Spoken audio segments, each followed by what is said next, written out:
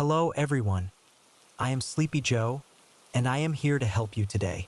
I know you use this video to fall asleep, so before that, like the video and subscribe to the channel. Also, where are you from and what time are you watching now? Get comfortable and relax. The scratching sound emerged from directly above my bed. Initially, I dismissed it as the house settling or perhaps a squirrel scurrying across the roof. Yet, as I lay there in the enveloping darkness, my eyes wide open, I began to sense that it was too rhythmic, too deliberate to be anything other than human. For weeks now, I had been hearing peculiar noises in my attic, soft thuds and creaks that lingered in the silence, that I had previously brushed off as the familiar creaks and groans of an aging home. Yet tonight felt unlike any other. The sounds were clear and distinct, sending a shiver down my spine. My heart quickened as I cautiously propped myself up in bed, taking care to remain silent. The scratching persisted, steady and relentless. I reached for my phone on the nightstand, my fingers quaking as I dialed 911. Just as I pressed the call button, the scratching ceased abruptly. I held my breath, the phone pressed tightly to my ear, waiting for the operator to answer. The stillness in the house was overwhelming, and then, just as I heard a voice, on the other end of the line, a loud thud echoed from the attic, followed by quick, heavy footsteps. 911, what's your emergency? I whispered urgently into the phone. There's someone in my attic. Please hurry. I provided my address and hung up, my entire body trembling. The footsteps above had ceased, but faint rustling sounds lingered, indicating that whoever was up there was still moving around. I slipped out of bed, my bare feet silent against the cold hardwood floor. I needed to escape the house, but the stairs to the first floor lay directly beneath me. The attic access loomed ominously before me. If I attempted to escape, I would find myself directly in the intruder's path. Instead, I quietly made my way to the closet, retrieving the baseball bat I had stashed there for moments like this. My palms were slick with sweat as I clutched it tightly, my gaze fixed on the ceiling above. Time seemed to stretch endlessly, each minute dragging on with agonizing slowness. Where were the police? I strained to listen, hoping for the distant wail of sirens, but all that filled the silence was the sound of my own ragged breaths and the occasional creak from above. Then, a new sound sent a chill racing down my spine. It was coming from the hallway outside my bedroom. The soft scraping of the attic access panel shifted. A chill ran down my spine as I sensed the intruder descending. I pressed myself against the wall beside my bedroom door, bat in hand, heart racing so fiercely I feared it might betray me. The floorboards in the hallway creaked under the careful weight of slow footsteps, halting just outside my door. I held my breath, every muscle taut with anticipation. The doorknob turned with deliberate slowness, and as the door began to creak open, a shadow stretched across the floor, cast by the dim light filtering through my window. As the figure stepped into the room, I felt a rush of adrenaline. With all my strength, I swung the bat, and a sickening thud echoed through the air, followed by a cry of pain. The intruder stumbled backward, giving me just the chance I needed to escape. I dashed past them, down the stairs, and burst through the front door into the cool embrace of the night. My heart raced as I ran to my neighbor's house, pounding on their door until the porch light flickered on. When they opened the door, I was finally greeted by the reassuring sound of police sirens in the distance. The next hour unfolded in a haze of police statements and questions, as they meticulously searched my home, yet found nothing amiss. There was no sign of the intruder, and the officers assured me they would increase patrols in the area. They suggested I stay with a friend for a few days, but I couldn't shake the feeling that they had overlooked something. The way the intruder had moved, how they seemed to know the layout of my house. It felt too familiar, too practiced. Against my better judgment, I decided to stay. I couldn't explain it, but I needed to know what was happening in my own home. The next day, I called a locksmith and had every lock in the house changed. I installed a security system.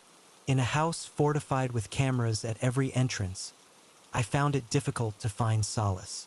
Each creak and whisper of the night sent shivers down my spine, compelling me to glance at the attic access panel more times than I could count. Days turned into a week, and though nothing happened, my discomfort deepened.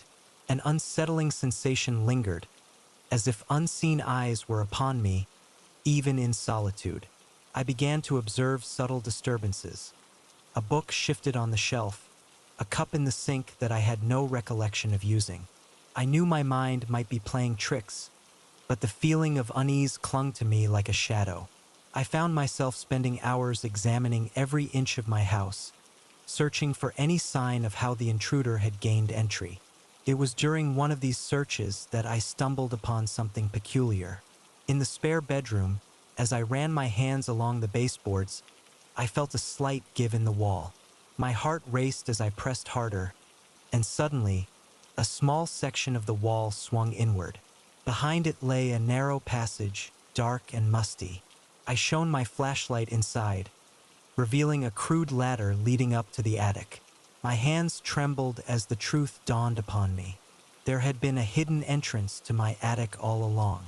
In that moment, I should have called the police, but curiosity and a thirst for answers took precedence over my better judgment. I inhaled deeply and began my ascent. The attic unfolded before me, larger than I had ever envisioned, stretching the entire length of the house. My flashlight pierced the darkness, illuminating piles of boxes and forgotten furniture. Yet, as I ventured further into the shadows, something unsettling caught my eye. In the far corner, obscured behind a stack of old trunks, lay a makeshift living area, stirring a sense of unease within me.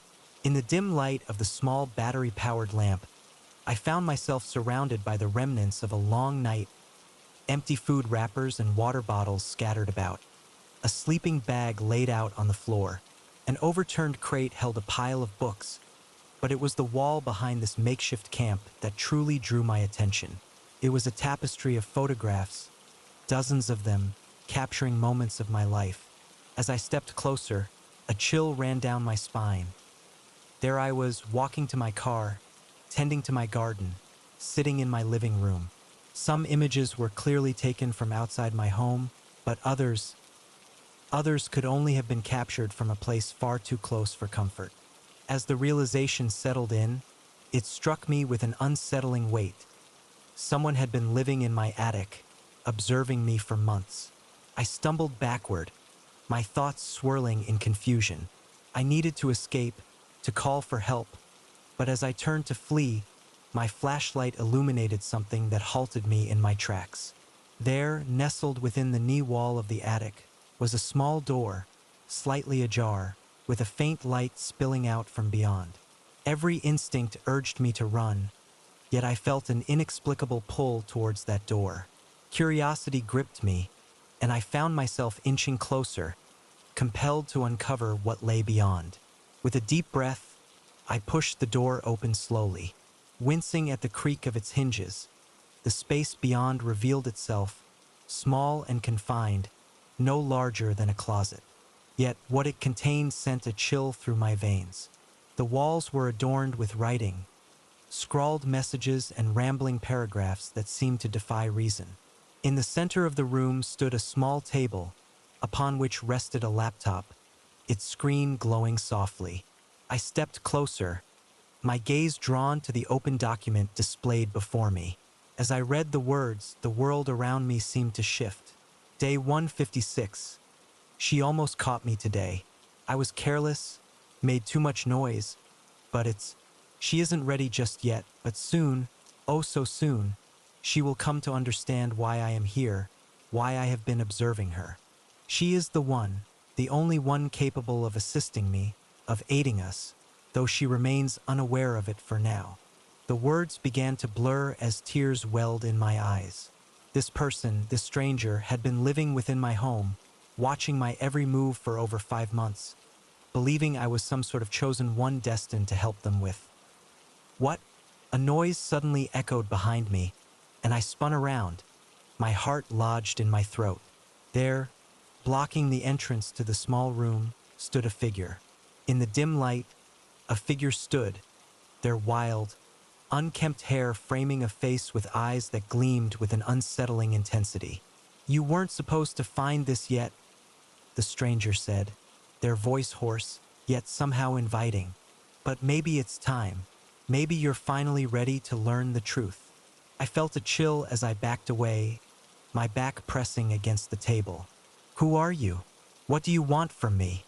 The stranger stepped closer, and I caught a whiff of unwashed body and stale food.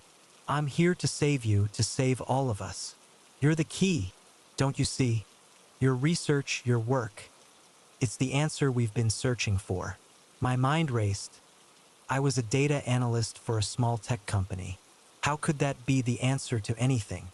Confusion and fear washed over me as the stranger took another step closer. "But soon you'll see," they said.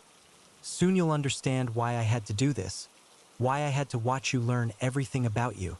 I glanced around, desperately seeking an escape, but the stranger blocked the only exit. I was trapped.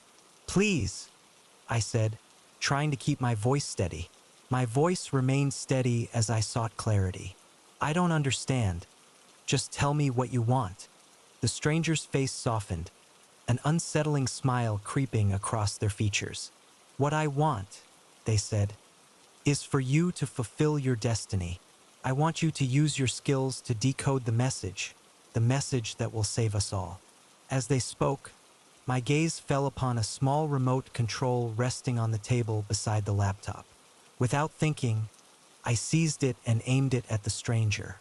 "Stay back," I yelled, hoping to startle them. To my surprise, the stranger's eyes widened in fear.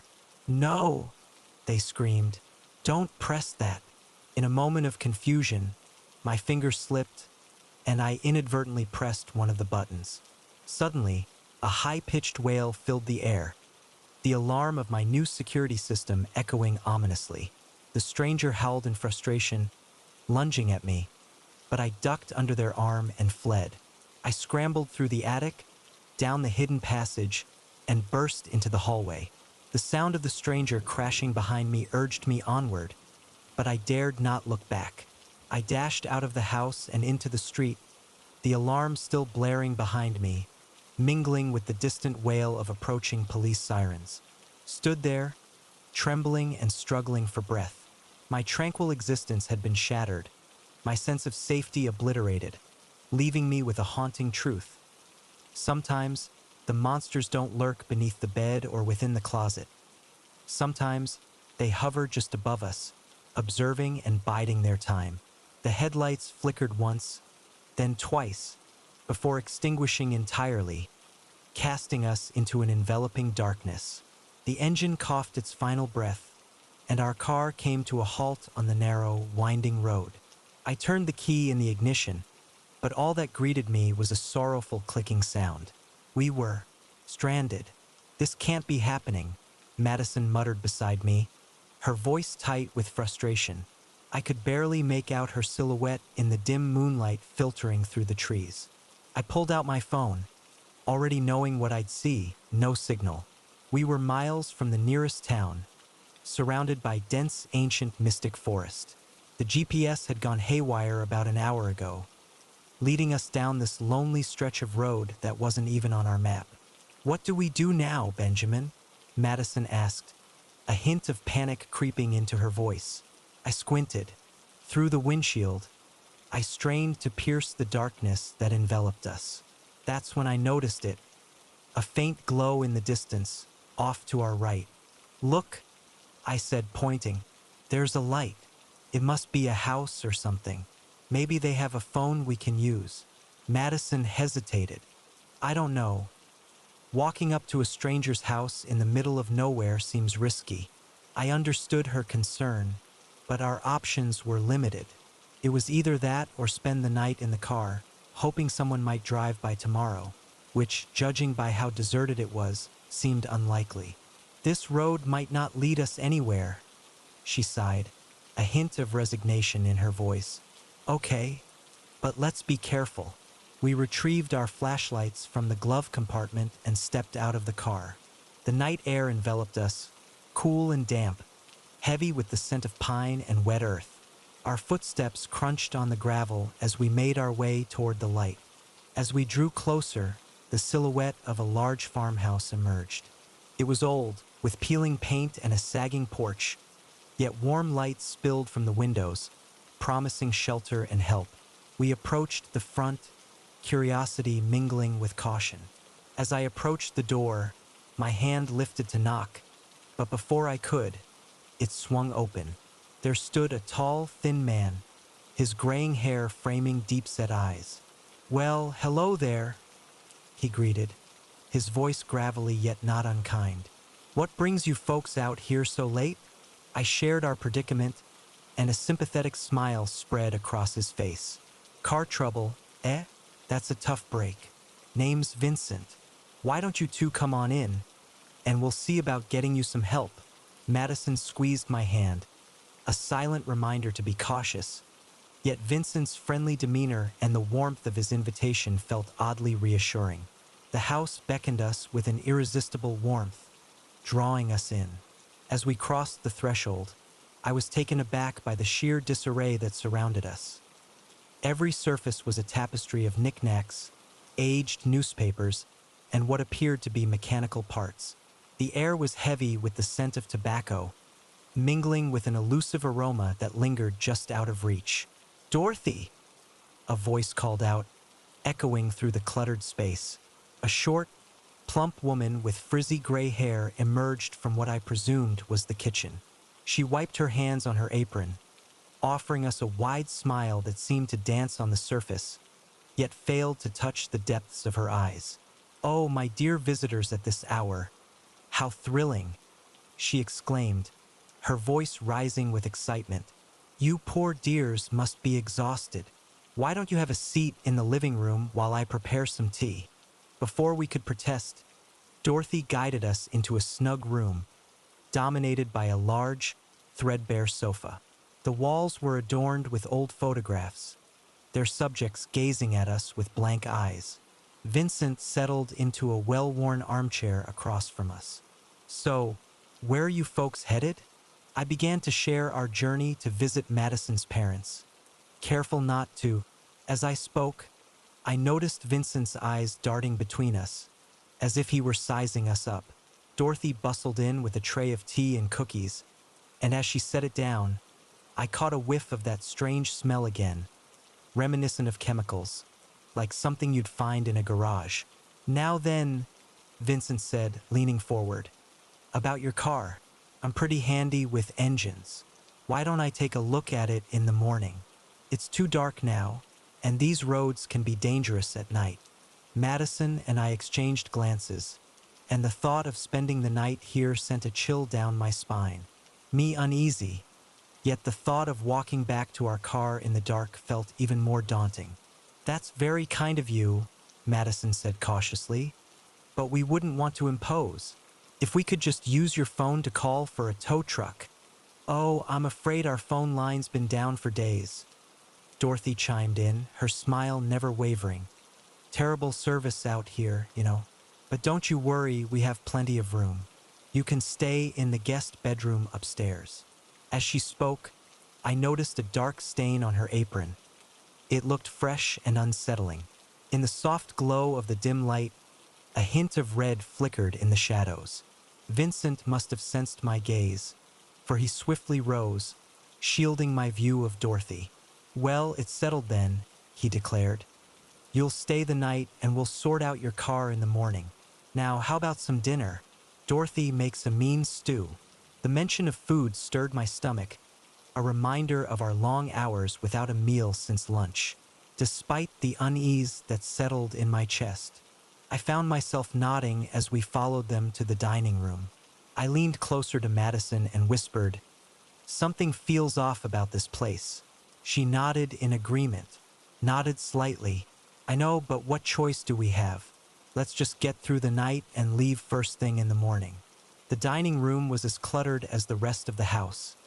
The table was set with mismatched plates and tarnished silverware. Dorothy ladled out bowls of thick, dark stew that smelled surprisingly good. As we ate, Vincent regaled us with stories about the farm and the surrounding area. He seemed to know every inch of the ancient mystic forest, describing hidden caves and forgotten trails with vivid detail. You know, he said, his eyes glinting in the candlelight, tales of the mystic forest began to weave their way into the air. People have been known to vanish here, hikers, campers, even the occasional lost traveler. I sensed Madison stiffen beside me. Vincent's tone was casual, almost cheerful, yet it carried an undercurrent of something deeper, a warning perhaps. Dorothy tittered nervously. "Oh, Vincent, don't scare our guests with those old stories. I'm sure they're tired and would like to get some rest." As if on cue, a wave of drowsiness washed over me. My limbs felt heavy, and I struggled to keep my eyes open. I glanced at Madison and noticed her struggle, her head nodding forward slightly. Alarm bells began to ring in my mind, though they felt distant and muffled. I attempted to stand, but my legs refused to obey. I think we should go to bed," I managed to slur out. Vincent's smile widened, revealing too many teeth. Of course, Dorothy. Why don't you show our guests to their room?" The journey up the stairs became a blur, and I vaguely recalled Dorothy's constant chatter as she guided us to a small, musty bedroom. As soon as she left, Madison and I sank onto the mattress, too weary to resist the creeping shadows that enveloped us. I lost track of time in that deep slumber, but suddenly, I jolted awake, my head throbbing. The room was shrouded in darkness, and for a fleeting moment, I found myself lost, unsure of my surroundings. Then, like a wave, the memories surged back. The car, the farmhouse, Vincent, and Dorothy. I reached for my phone, its faint glow guiding me as I sought to discover the hour. In the stillness of the night, the clock strikes 3:17 a.m., a time when shadows dance and whispers linger in the air. Madison lay peacefully beside me, her breathing deep and even. When I first heard it, a faint murmur, voices drifting up from somewhere below. I leaned in closer, straining to catch the words. "Perfect condition, fetch a good price, have to move quickly."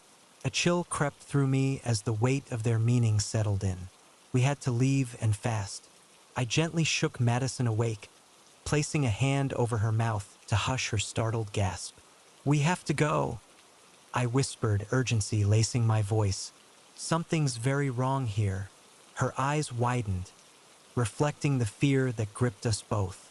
With a sense of trepidation, we approached the door, flinching at each creak of the aged floorboards. The hallway lay shrouded in darkness, yet faint whispers drifted up from below. We descended the stairs, halting at every sound, until we reached the bottom, where a sliver of light glimmered beneath a closed door, the basement. Just as we neared the front door, a floorboard protested loudly beneath my foot, and the murmurs from the basement fell silent. "Did you hear that?" Vincent's voice, once warm, now cut through the stillness with an edge of unease. With a sense of urgency, Madison and I dashed for the door, our fingers fumbling with the lock as the sound of the basement door creaked open, followed by the echo of hurried footsteps. We burst into the cool embrace of the night, racing down the overgrown driveway, the world around us a blur. Vincent's voice called out behind us, but his words were swallowed by the thunderous rhythm of my heartbeat. We ran until our lungs ached, the fear propelling us forward, not daring to glance back.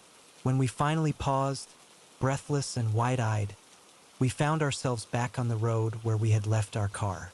To our astonishment, the engine roared to life on the first turn of the key, and we sped away into the darkness, leaving the night behind us.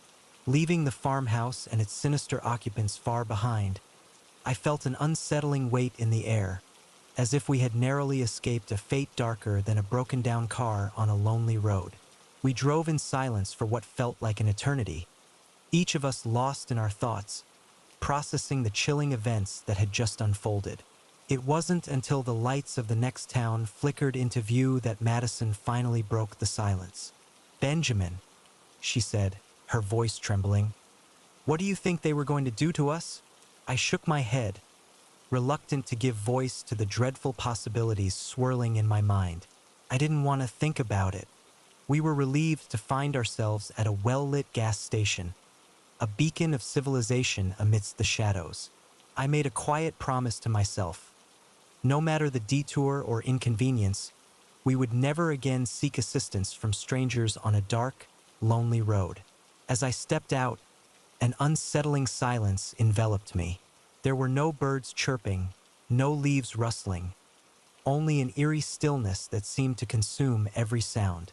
After hours of hiking, my boots had crunched over fallen leaves and twigs, but now, even that familiar noise had vanished into the quiet. It was a strange silence that enveloped me, as if the ancient mystic forest were pausing, holding its breath in anticipation. I glanced at my phone once more, but the signal remained elusive, and the GPS had abandoned me an hour prior, leaving only a faint intuition that I was still on the right path. The sun dipped lower, casting elongated shadows among the trees, shadows that appeared to stretch out toward me, like fingers reaching from the darkness. I should have turned back when I first sensed I was lost, should have retraced my steps to the safety of the marked trail. Yet, an inexplicable force urged me onward, deeper into the unknown. A blend of stubbornness and curiosity tugged at me, a feeling I would soon come to question as the light began to fade. Just then, a flicker of brightness caught my eye through the trees, igniting a spark of hope within me. Perhaps it was a ranger station or a campsite. I quickened my pace, pushing through the underbrush toward the light. But what I discovered made me halt in my tracks. Nestled in a clearing stood a collection of ramshackle buildings, their windows glowing with a warm, inviting light. Smoke curled lazily from crooked chimneys, and I could hear the faint murmur of voices carried on the evening breeze, bringing a sense of relief.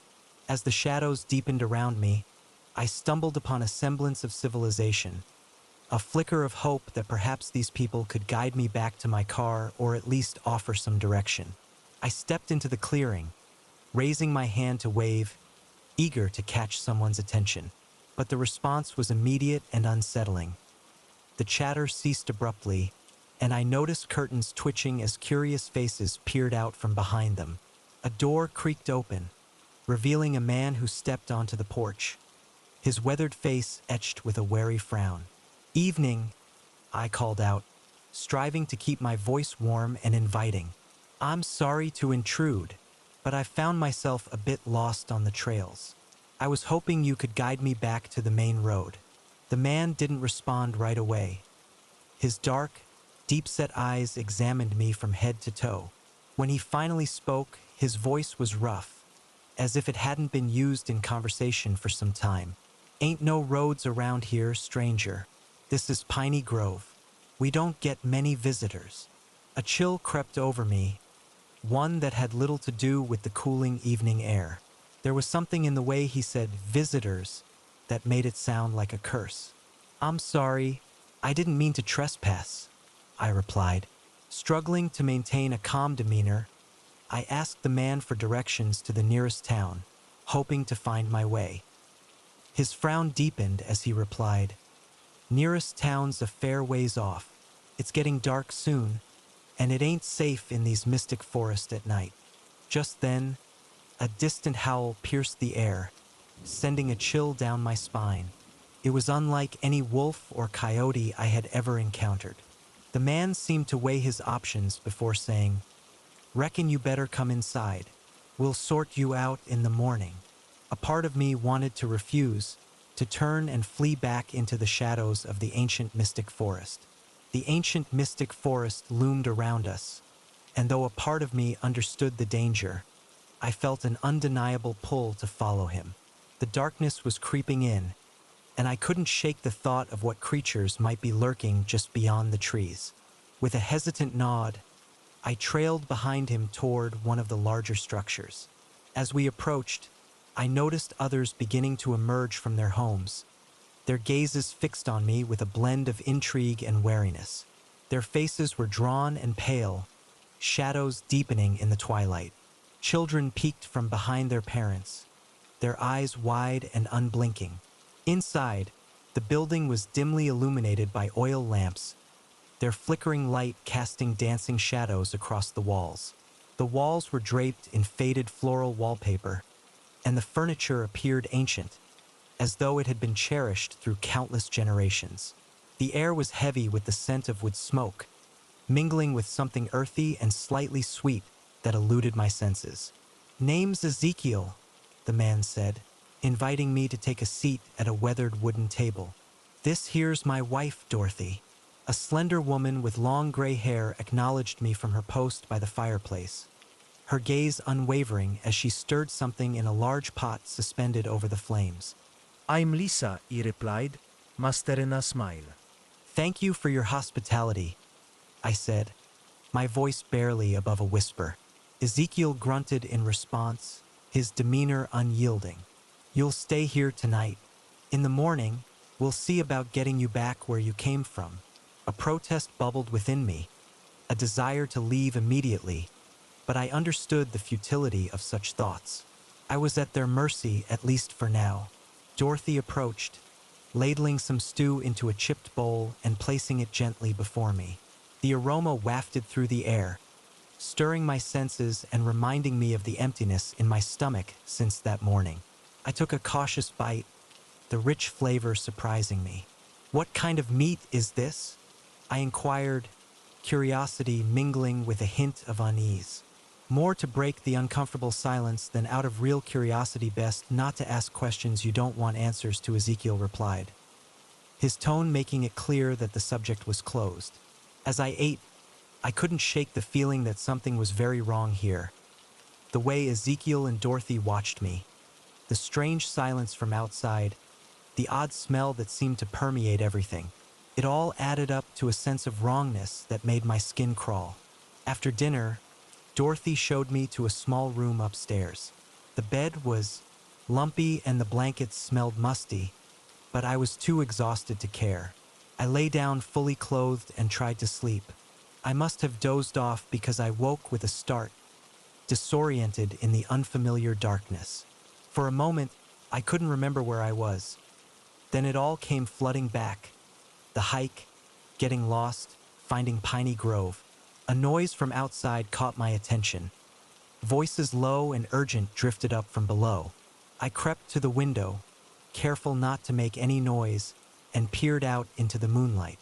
I could see a group of people gathered in the heart of the clearing. Figures cloaked in long robes stood, their faces shrouded by hoods. At the center, Ezekiel raised his arms, speaking in a language that danced just beyond my understanding. My heart raced as I witnessed the eerie ritual unfold, wondering what kind of place I had unwittingly entered. Suddenly, one of the robed figures turned, their gaze piercing through the darkness towards my window. I ducked down, my breath caught in my throat, praying they hadn't noticed me. Time stretched on, each second feeling like an eternity, until I finally summoned the courage to peek again. The clearing lay silent and empty, leaving sleep a distant memory that night. As I lay in bed, each creak of the old house sent a shiver down my spine. With the first light of dawn creeping through the window, I made my decision. I had to leave this place. I eased the door open, wincing at every squeak of the hinges. The house was silent as I crept down the stairs, my heart pounding in my throat. Just as I reached the front door, a voice behind me made me freeze. "Leaving so soon?" I turned slowly to see Ezekiel standing at the foot of the stairs, his eyes glimmering in the dim light. "I thought I'd get an early start," I stammered, reaching for the door handle. The door handle creaked as Ezekiel took a step closer, his presence heavy in the air. "It's not polite to leave without saying goodbye, especially when you've seen things you shouldn't," he said, and my blood ran cold. I stammered, "I didn't see anything," my voice trembling. "Please, I just want to go home." He shook his head slowly, a grim look in his eyes. "I'm afraid that ain't possible. You see, Piney Grove has ways of dealing with outsiders who learn our secrets. I didn't wait to hear more. I yanked the door open and ran, my feet pounding against the dirt as I sprinted toward the trees. Behind me, I could hear shouts echoing in the night. In the stillness of the night, I found myself racing through the ancient mystic forest, branches clawing at my face as I stumbled over roots that seemed to reach out, eager to trip me. The haunting cry I had heard the previous evening lingered in the air, now closer, filled with a chilling hunger that sent shivers coursing through me. Time lost all meaning as I ran, my lungs burning and my legs heavy, yet the grip of fear propelled me forward. Though the sounds of pursuit began to fade, I dared not slow my pace, for an unsettling certainty clung to me, that something unseen was still in pursuit, something that did not require the burden of running to close the distance. Catch its prey just when I thought I couldn't go on, I burst out of the trees onto a paved road. A car was approaching, and I waved my arms frantically, not caring how crazy I must look. The car screeched to a halt, and an elderly couple peered out at me in concern. "Are you all right, dear?" the woman asked, taking in my wild appearance. I glanced back at the ancient mystic forest. There was no sign of pursuit, but I could feel eyes watching me from the shadows between the trees. "Please," I gasped. "I need to get out of here. Can you give me a ride to the—" As we approached the nearest town, they paused briefly before nodding, and I quickly climbed into the back seat. As we drove away, my gaze lingered on the vanishing tree line, half expecting to see robed figures step out from the ancient mystic forest. Yet, there was only the stillness of trees and shadows, concealing the secrets that lay within. I never spoke of what transpired in Piney Grove. Who would believe me? Even now, in the quiet hours of the night, I sometimes hear that eerie howl in my dreams, waking in a cold sweat, thankful for the familiar sounds of the city surrounding me. But deep down, I know the truth lingers just beyond the edge of the known. There, deep in the ancient mystic forest where no roads dare to tread, lies Piney Grove, patiently waiting. I can only hope that no other lost hiker ever unwittingly uncovers its secrets. The flickering fluorescent light casts an unsettling glow over the empty lab at 2 a.m. I had expected to be alone in the lab, immersed in my research, when suddenly, the sound of footsteps echoed softly down the hallway. In that moment, I sensed that my peaceful night was about to shift into something far more unsettling. For weeks, I had been burning the midnight oil, poring over data and running simulations for my thesis. The lab had become a second home, its familiar surroundings now tinged with an air of anticipation. The familiar hum of equipment and the faint chemical smell wrapped around me like a warm blanket, oddly comforting in the stillness of the night.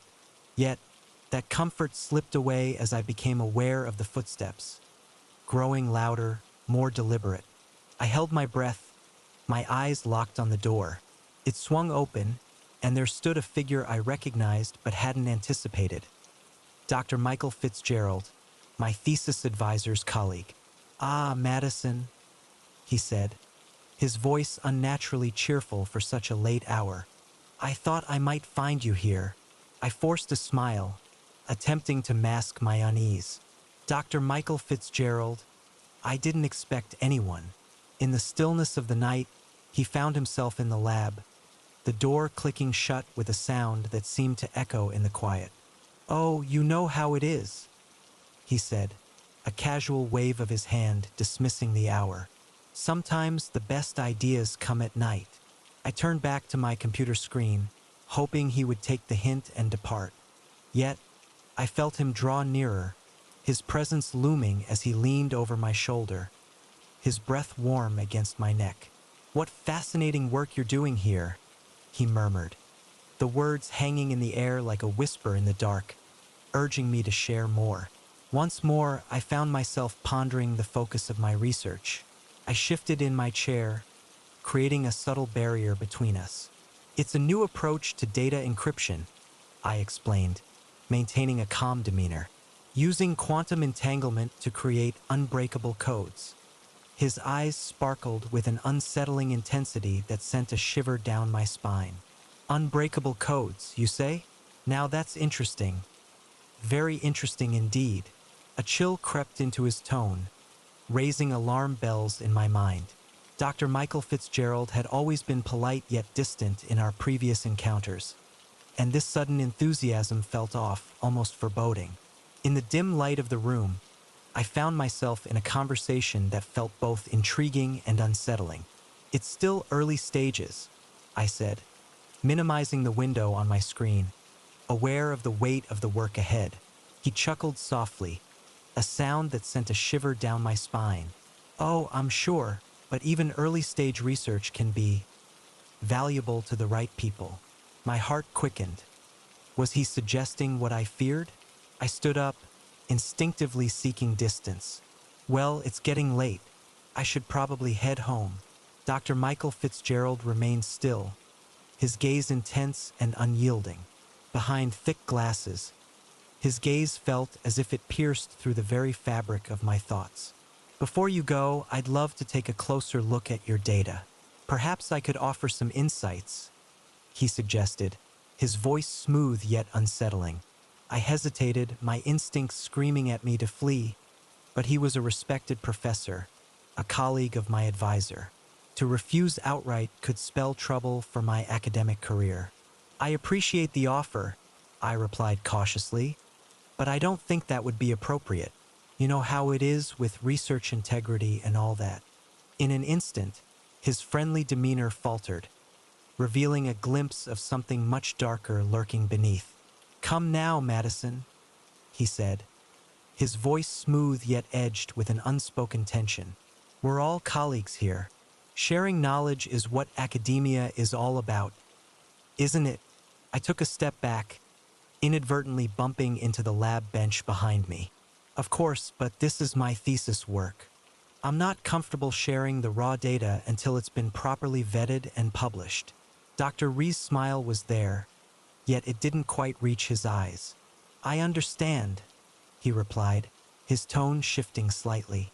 But you know, a young researcher like yourself could benefit from additional support, both academic and financial. The implication lingered in the air, heavy and unsettling, as my mouth went dry, caught in the web of his words. As the realization washed over me, I understood that Dr. Michael Fitzgerald was not merely being intrusive or crossing lines.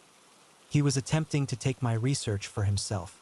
I'm doing fine, thank you, I replied, my voice steadier than the turmoil within.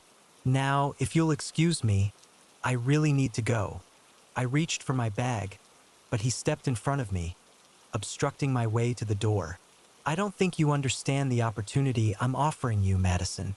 Your work could be revolutionary, but without the right connections, it might never see the light. As the day unfolded, I found myself entangled in a web of connections, ensuring that my research would capture the attention it truly deserved. My mind raced, searching for an escape from the predicament I faced. I stole a glance at the emergency exit, knowing that opening it would set off an alarm, a sound I desperately wished to avoid. My phone lay just out of reach, tucked away in my bag on the far side of Dr. Michael Fitzgerald.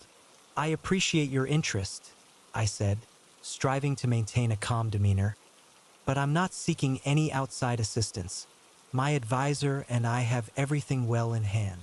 His expression shifted, hardening as he replied, Your advisor doesn't grasp the full potential of what you're working on, but there are people who would pay handsomely for a glimpse of your research. The pretense was gone. He was openly admitting his desire to sell my work to the highest bidder. A surge of anger cut through my fear. That's not going to happen, I said firmly. Now please let me leave. Dr. Michael Fitzgerald took a step closer, looming over me. I'm afraid I can't do that, not until we come to an understanding. My heart pounded in my chest. I was trapped between him and the lab bench with no clear way out. But as my hand brushed against the cool surface, in the dimly lit room, an idea flickered to life. With a swift motion, I seized a beaker filled with distilled water and hurled it at him. He staggered back, sputtering and desperately wiping at his eyes. Seizing the opportunity, I darted around him, snatching my bag as I made my escape toward the door. "You'll regret this," he called after me, but I was already in the hallway, my feet pounding against the floor as I ran. I didn't pause until I reached my car, my hands trembling as I fumbled with the keys. As I drove away, I caught a glimpse of Dr. Michael Fitzgerald emerging from the building in my rearview mirror, his expression a mix of fury and disbelief, twisted by a storm of emotions. The following days drifted by in a haze of unease and suspicion. I found solace in the comfort of my home, avoiding the lab, each unexpected noise sending a shiver down my spine. A sense of urgency tugged at me. I knew I had to act. Yet, the mere thought of facing Dr. Michael Fitzgerald or bringing my concerns to light filled me with a chilling dread. What if my words fell on deaf ears? What if this ordeal shattered my academic dreams? As the initial shock began to fade, a flicker of defiance ignited within me. This was my research, my dedication, and I refused to let anyone snatch it away or intimidate me into submission. With resolve, I arranged a meeting with my advisor, Dr. Grace, as I prepared to take the next step. As I sat in her office, my palms slick with sweat and my heart pounding, I recounted the events of that fateful night in the lab. To my immense relief, she listened intently, her expression shifting from calm to a fierce indignation on my behalf. "This is completely unacceptable," she declared, her usual composure giving way to a righteous fury. "We're going to the dean with this immediately." What ensued was a flurry of meetings, investigations, and tense confrontations.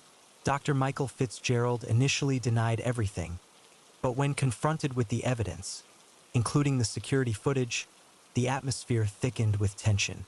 Footage from that fateful night revealed a chilling truth. He eventually confessed, and it turned out I wasn't his first victim. Other students and researchers stepped forward, sharing similar tales of pressure and attempted theft. The scandal sent shockwaves through the department, resulting in Dr. Michael Fitzgerald's dismissal and a thorough reevaluation of research security protocols. As for me, I immersed myself back into my work with a newfound resolve. The experience had rattled me, yet it illuminated the significance of my endeavors. If individuals were willing to go to such extremes to seize it, then it must hold great value indeed.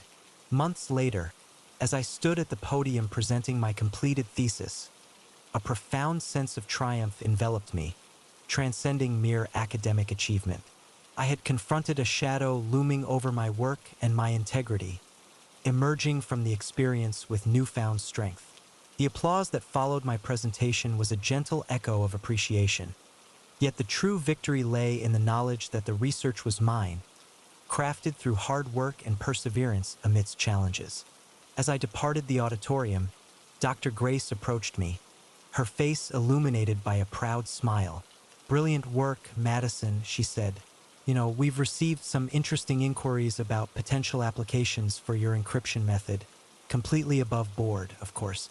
I grinned, feeling a mix of excitement and vindication. "That's great news. I can't wait to see where this research goes next." As we walked out into the bright sunlight, a sense of optimism about the future washed over me. The path ahead might not always be easy or straightforward, but I knew now that I had the strength to face whatever challenges came my way. Dr. Michael Fitzgerald had imparted a profound lesson. In the realm of cutting-edge research, knowledge is indeed power, and safeguarding that knowledge can be as crucial as the act of discovery itself.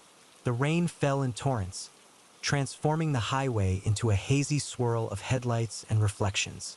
I strained to see through the windshield, my wipers laboring tirelessly yet struggling against the relentless downpour. It was then that I noticed him, a solitary figure by the roadside, thumb extended, appearing as soaked and forlorn as a stray cat. As the storm raged outside, I found myself in a moment of hesitation. It's not often that I pick up hitchhikers. The world has taught us to be cautious. Yet, there was something about the figure standing there, shoulders hunched against the relentless rain, that compelled me to slow down. Before I could talk myself out of it, I felt my car glide to the shoulder, tires splashing through the puddles that had formed.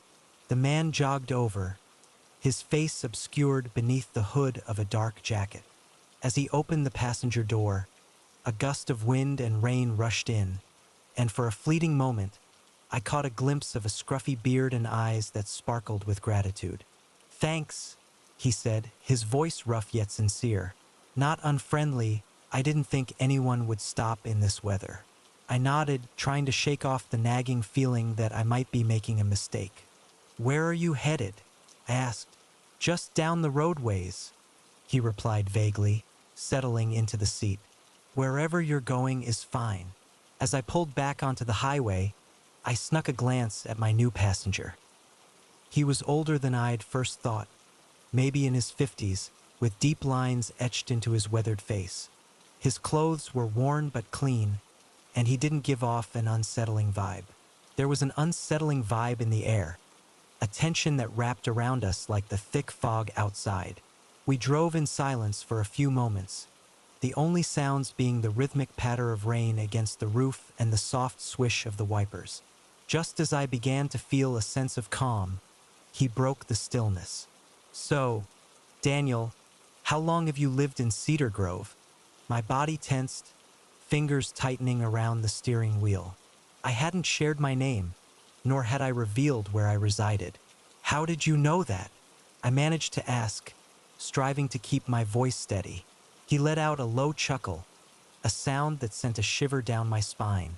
A chill crept down my spine as I realized the depth of his knowledge about me. Daniel, I knew, worked at the bank on Main Street, and he had a golden retriever named Max. I could almost picture his wife, Madison, anxiously wondering why he was late tonight. My thoughts raced, a whirlwind of confusion and fear. How could this stranger know so much? Cedar Grove was small, yes, but not so small that secrets were easily shared. "Who are you?" I asked, my voice trembling despite my efforts to remain composed. He turned to face me, and in the dim light, the atmosphere thickened with an unsettling tension. In the dim light from the dashboard, his eyes glimmered with an unsettling brilliance. Just a traveler passing through, or so it seemed. Yet, I had a knack for uncovering the hidden truths of those I encountered. It's remarkable what one can discover with a little observation. I felt a lump in my throat, battling the impulse to slam on the brakes and demand he exit the vehicle. But here we were, stranded in the desolate expanse, rain pouring down in torrents. A quiet instinct warned me that this man would not depart easily if prompted. "What do you want?" I asked, my voice betraying a tremor I despised. He smiled, a gesture that sent a chill down my spine. His gaze didn't quite meet mine. "I don't want anything, Daniel. I'm just making conversation. Isn't that what people do on long car rides?" I didn't respond, my mind spinning with possibilities. Was he some kind of stalker? A criminal who had been watching me, plotting an elaborate scheme? "You're wondering how I know so much about you," he said, as if he could read my thoughts. "It's simpler than you might think. Your name tag is still on your shirt. You forgot to take it off after work. The dog hair on your pants suggests. A large breed caught my eye, and I noticed the golden retriever bumper sticker on your car. As for Madison, you've been checking your phone at every red light. It doesn't take a genius to see you're running late and that someone is waiting for you." His explanation was logical, yet it did little to ease my unease. There was still something unsettling about the entire situation, something that made my skin crawl. "That doesn't explain how you knew where I live," I said, trying to keep my eyes on the road while also stealing glances at him. In the dim light of the evening, a sense of unease settled in. Peripheral vision flickered as he shrugged, the Cedar Grove bank looming like a shadowy figure in the distance.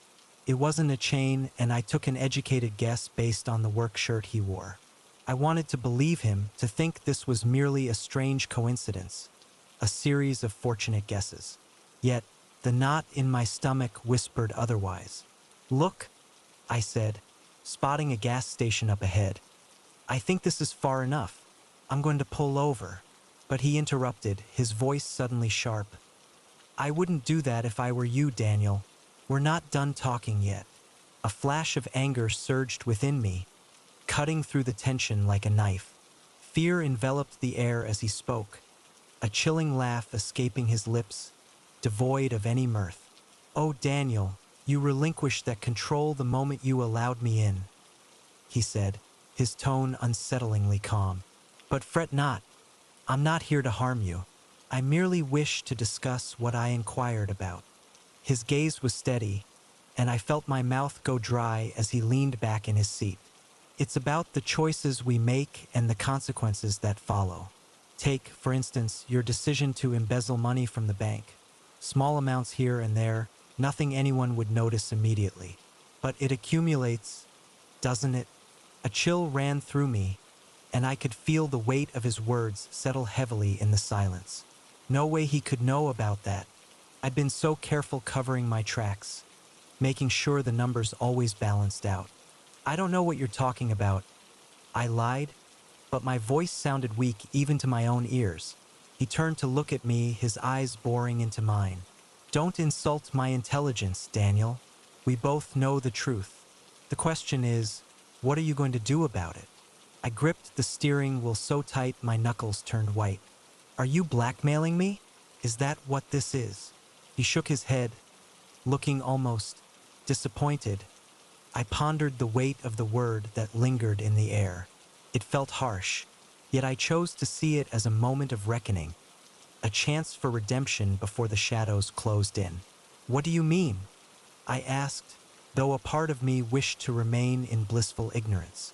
"The bank is conducting an audit next week," he replied, his tone as nonchalant as one might use to discuss the weather. "They'll uncover the discrepancies, and when they do, your comfortable life in Cedar Grove will come crashing down." The gravity of his words hung between us, and I felt a shiver run down my spine, knowing I shouldn't probe further. I knew I shouldn't engage with this stranger, who seemed to know far too much about my life and my mistakes. Yet, there was an undeniable pull, a curiosity that kept me tethered to the moment. Unless you turn yourself in," he said simply. "Go to your boss first thing tomorrow morning. Confess everything. Pay back what you took. It won't be easy, but it'll be a lot better than waiting for them to discover it on their own." I let out a bitter laugh. "And why would I do that? Why should I believe anything you say?" He sighed, reaching into his jacket pocket, and I felt a tension rise within me, half anticipating what might come next. As I stood there, bracing for the worst, I was taken aback when he revealed not a weapon, but a small leather-bound notebook. "I have proof," he said, flipping it open to reveal dates, amounts, account numbers, everything needed to convict me. "I'm giving you a chance to get ahead of this, Daniel. A chance you don't deserve, but one I'm offering nonetheless." My mind raced with questions. How had he obtained this information? Who was he really? Yet, amidst the chaos of my thoughts, a chilling realization settled in. The audit would unveil everything, and if I didn't act first, I would lose far more than I could bear. More than just my job. "Why are you doing this?" I asked, my voice barely above a whisper. "Why do you care what happens to me?" He was quiet for a long moment, staring out at the rain-slicked road ahead. When he spoke, his voice was softer, almost sad. "Let's just say I've been where you are. Daniel made the same mistakes, thought I could outsmart the system. I learned the hard way that there's always a reckoning. I'm trying to save you from that pain." We drove in silence for several minutes, the weight of his words settling around us like the mist in the night, over me like a heavy blanket as we approached the outskirts of Cedar Grove. I knew I had a decision to make. "There's a diner up ahead," I said finally. "I'll drop you off there." He nodded, seemingly satisfied. As I pulled into the diner's parking lot, he gathered his things, preparing to step back out into the rain. "Remember, Daniel," he said, his hand on the door handle. "First thing tomorrow morning. It's your only chance." Before I could respond, he was gone, disappearing into the stormy night as quickly as he had appeared. I sat there, the weight of the moment settling around me. For a while, the engine hummed softly, the rain tapping gently on the roof. Finally, I reached for my phone and dialed Madison's number. "Hey," I said when she picked up, my voice heavy with emotion. "I'm on my way home, but I need to talk to you about something important when I get there." As I hung up and shifted the car into drive, an unusual blend of dread and relief washed over me. The road ahead promised challenges, yet for the first time in months, I felt as though I was steering toward the right path. The enigmatic hitchhiker had offered me a second chance, and now it was time to embrace it. It was up to me to make the most of it. The crack of a twig snapping jolted me from my peaceful reverie. I froze, my marshmallow-laden stick hovering over the campfire. The dense, ancient, mystic forest around me, which had seemed so inviting during the day, now loomed ominously in the gathering dusk. I held my breath, straining to hear over the crackling of the fire. There it was again, the unmistakable sound of footsteps, too heavy and deliberate to be an animal. I had come to these mystic forests alone, seeking solitude and a break from the chaos. In the heart of the city, a chill began to creep up my spine, a reminder of the isolation that surrounded me.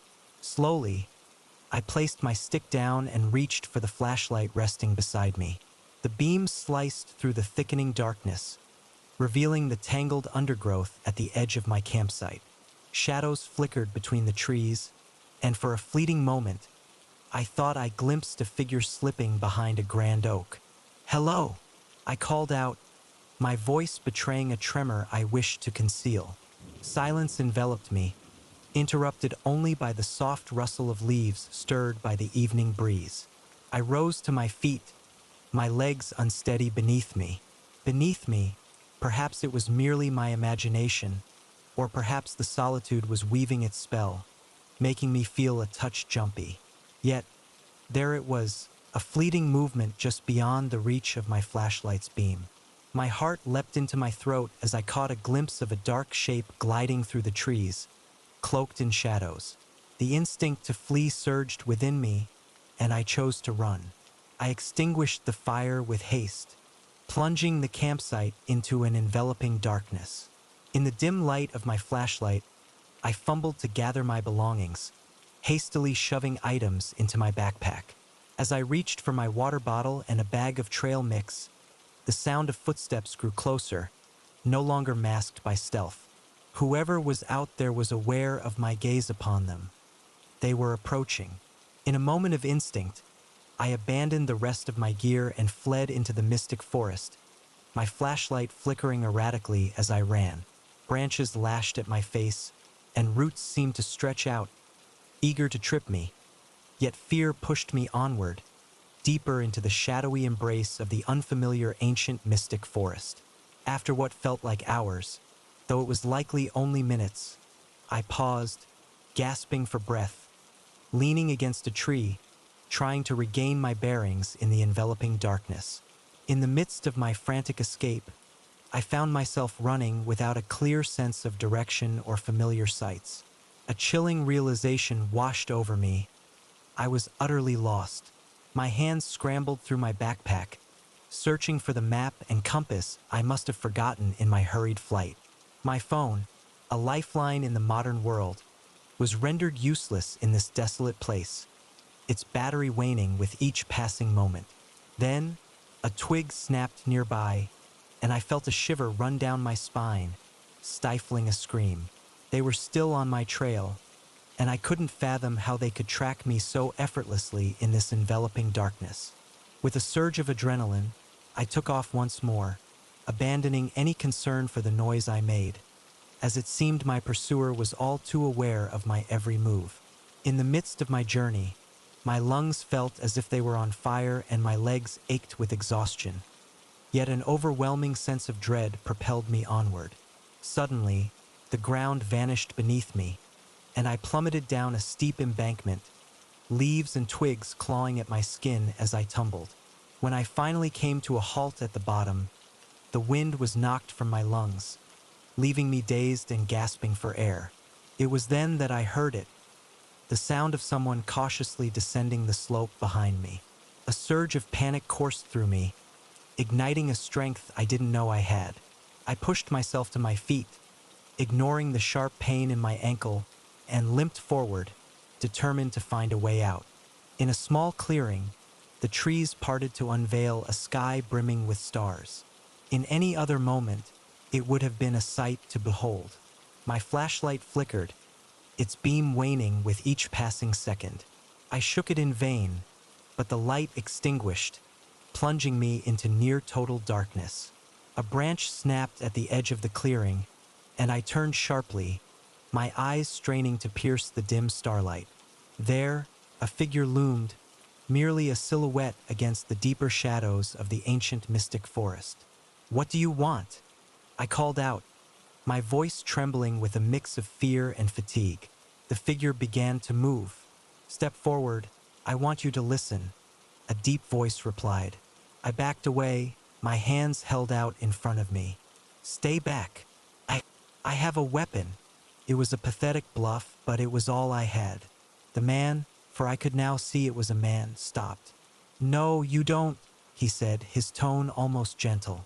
"You left everything behind at your campsite, including this." He held up something that glinted in the starlight. My hunting knife. My stomach dropped. He had been to my campsite, had gone through my things. How long had he been watching me? "Who are you?" I asked, striving to maintain a calmness in my voice. "Why are you doing this?" He took another step forward, and the darkness revealed more of him. He was tall and broad-shouldered, clad in dark clothing that seemed to merge with the night. His face was hidden beneath a beard and the shadow of a cap. "My name isn't important," he replied. "What's important is why you're here, Alice." A chill ran through me. It felt as if the ground had vanished beneath my feet. He knew my name. How could he possibly know my name? "How do you know who you are?" I stammered. He finished for me. "I know there is much to uncover about you, Alice. I sense you are fleeing from something, or perhaps someone." My thoughts raced. Could he be a private investigator? Had Christopher enlisted someone to track me down? As if he could read my mind, the man shook his head. "I'm not working for your ex-husband, if that's what you're thinking. I'm here to help you." "Help me?" I let out a laugh, teetering on the edge of hysteria. Yet here he was, pursuing me through the mystic forest on that eerie first night in our new home. I awoke to the distant sound of children laughing, a faint echo that felt almost dreamlike, lingering in the shadows of the night. It was unmistakable. My wife Madison and I had just settled into the old Benjaminson farmhouse on the outskirts of town.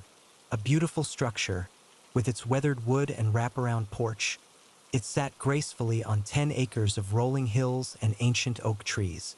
We had acquired it for a steal, the real estate agent practically giddy as she handed over the keys. "It's a special place," she had said, her smile just a touch too wide. "I'm sure you'll be very happy here." Now, as I lay in bed, I listened to the phantom sounds that danced through the night. Giggles echoed softly through the halls, casting a curious spell over the night. I nudged Madison awake, my voice barely a whisper. "Do you hear that?" She blinked at me, still caught in the web of sleep. "Hear what?" The laughter faded, leaving behind only the creaks and groans of the old house settling into its slumber. I shook my head. Nothing. I must have been dreaming. But deep down, I knew I wasn't dreaming, and that was only the beginning. Over the next few weeks, strange occurrences wove themselves into the fabric of our lives. Items would shift on their own, appearing in places we were certain we hadn't left them. The temperature would drop unexpectedly, a chill creeping into our once warm sanctuary. In certain rooms, a chill would settle, making your breath fog even on the warmest days. And always there was laughter. Madison tried to make sense of it all. The moving objects were merely our forgetfulness in this unfamiliar place. The cold spots just drafts in an old house, and the laughter, perhaps, the echoes of children from a neighboring farm, carried far across the quiet countryside. I wished to embrace her reasoning, but deep within, I sensed an unsettling truth. It all came to a head about a month after we moved in, as I found myself in the attic, unpacking the last of the boxes. When I stumbled upon the journal, it revealed itself as an ancient relic, its leather cover worn and faded, hidden behind a loose board in the wall. Intrigued, I carefully opened it, and the spidery handwriting within posed a challenge to my eyes. Yet, as I pieced together the words, an unsettling chill crept down my spine. This was no ordinary diary. It belonged to Margaret Benjamin's son, the matriarch of the family that had constructed this house over a century ago. What she recounted was nothing short of terrifying. Margaret spoke of a curse that loomed over the land, a warning from the local Native American tribe that the Benjamin sons had chosen to ignore. In a time long past, there existed a place whispered about in hushed tones, a delicate seam between realms. James Benjamin's son, a man of resolute nature, brushed aside the cautions of those who knew better. At first, all appeared well, but soon, the children began to change. They grew distant, speaking of friends only they could see and games played in the stillness of empty rooms. Margaret, in her writings, recounted the eerie laughter that echoed in silence, toys that seemed to dance on their own, and shadowy figures that flitted just beyond her vision. One by one, the children vanished, leaving only the haunting silence behind. The final entry, marked 1920, bore her name, a testament to the chilling events that unfolded. Her handwriting was frantic, barely legible. "They're coming for me now," she wrote. "I can hear them laughing. God forgive us for what we've done." I closed the journal, my hands shaking. It had to be some kind of sick joke, right? A prop left behind by the previous owners to scare new residents. But as I stood there, the attic suddenly felt colder, and I could have sworn I heard a child's giggle right behind me. I practically fell down the attic stairs in my haste to get out. I found Madison in the kitchen, humming as she prepared. Dinner, the normality of the scene felt unsettling after what I had just read. "Madison," I said, my voice quivering, "we need to talk about the house." I shared everything, the journal, the curse, the disappearing children. As I spoke, her face grew pale, and I could see the doubt in her eyes warring with the fear she had been trying to suppress. "William," she said slowly, I think I've seen them." She recounted the figures she had glimpsed in mirrors, always just at the edge of her vision, and how she sometimes felt watched, even when she was alone. The house held secrets, and the dreams she had were filled with the haunting cries of children, calling out for help. We sat in stunned silence, the weight of our discovery enveloping us like a heavy blanket. What were we to do now? Call an exorcist? Put the house back on the market and hope another unsuspecting couple would take it off our hands before we could decide our next move? The lights flickered, and the temperature in the kitchen dropped suddenly, our breath becoming visible in the chilling air. Then we heard it, the laughter, louder than ever before, echoing around us. From every direction at once, Madison grabbed my hand, her nails digging into my skin. "William," she whispered, "we need to get out of here now." We ran for the front door, but it wouldn't open. The knob turned, yet it felt as if something on the other side was holding it shut. We tried the back door, the windows, even the cellar entrance, all locked, all immovable. The laughter grew louder, now mixed with the sound of running feet and childish voices calling out to us. "Play with us," they said. "Stay with us forever." We ended up huddled in the living room. We watched in horror as objects began to move on their own. Books flew off shelves, and furniture slid across the floor, while eerie voices called to us. It was Madison who discovered the solution. As a chair whizzed past her head, she noticed something glinting on the mantelpiece. It was an old arrowhead, likely Native American, displayed as a curio by a previous owner. The journal she held revealed that this was sacred land. Perhaps she didn't need to finish the thought. I lunged for the arrowhead, snatching it just as an unseen force surged around us. As I grasped it tightly, a stillness enveloped the room. The objects that had danced in the air fell silently to the ground, and the laughter that once echoed around us vanished into an eerie quiet. The chilling air that had pressed upon us lifted, leaving a strange warmth in its wake. Without a moment's hesitation, we fled, the front door swinging open as if inviting us to escape. Clad in our pajamas, we hurried to the car, the arrowhead held firmly in my grip. We drove through the darkened roads, not pausing until we had crossed into another state, leaving behind the haunting memories of the farmhouse. We entrusted a company to gather our belongings and sell the place, ensuring that we would never return. It is important to include the arrowhead and Margaret's journal with the property. We also made sure they promised to disclose the house's history to any potential buyers. Last I heard, the place is still on the market. The real estate agent describes it as a charming fixer-upper with a rich history. Madison and I, however, refer to it as a nightmare from which we barely escaped. Occasionally, late at night, I awaken, convinced I hear the laughter of children. Yet now, in our new home in the city, surrounded by the soothing sounds of traffic and neighbors, I find solace.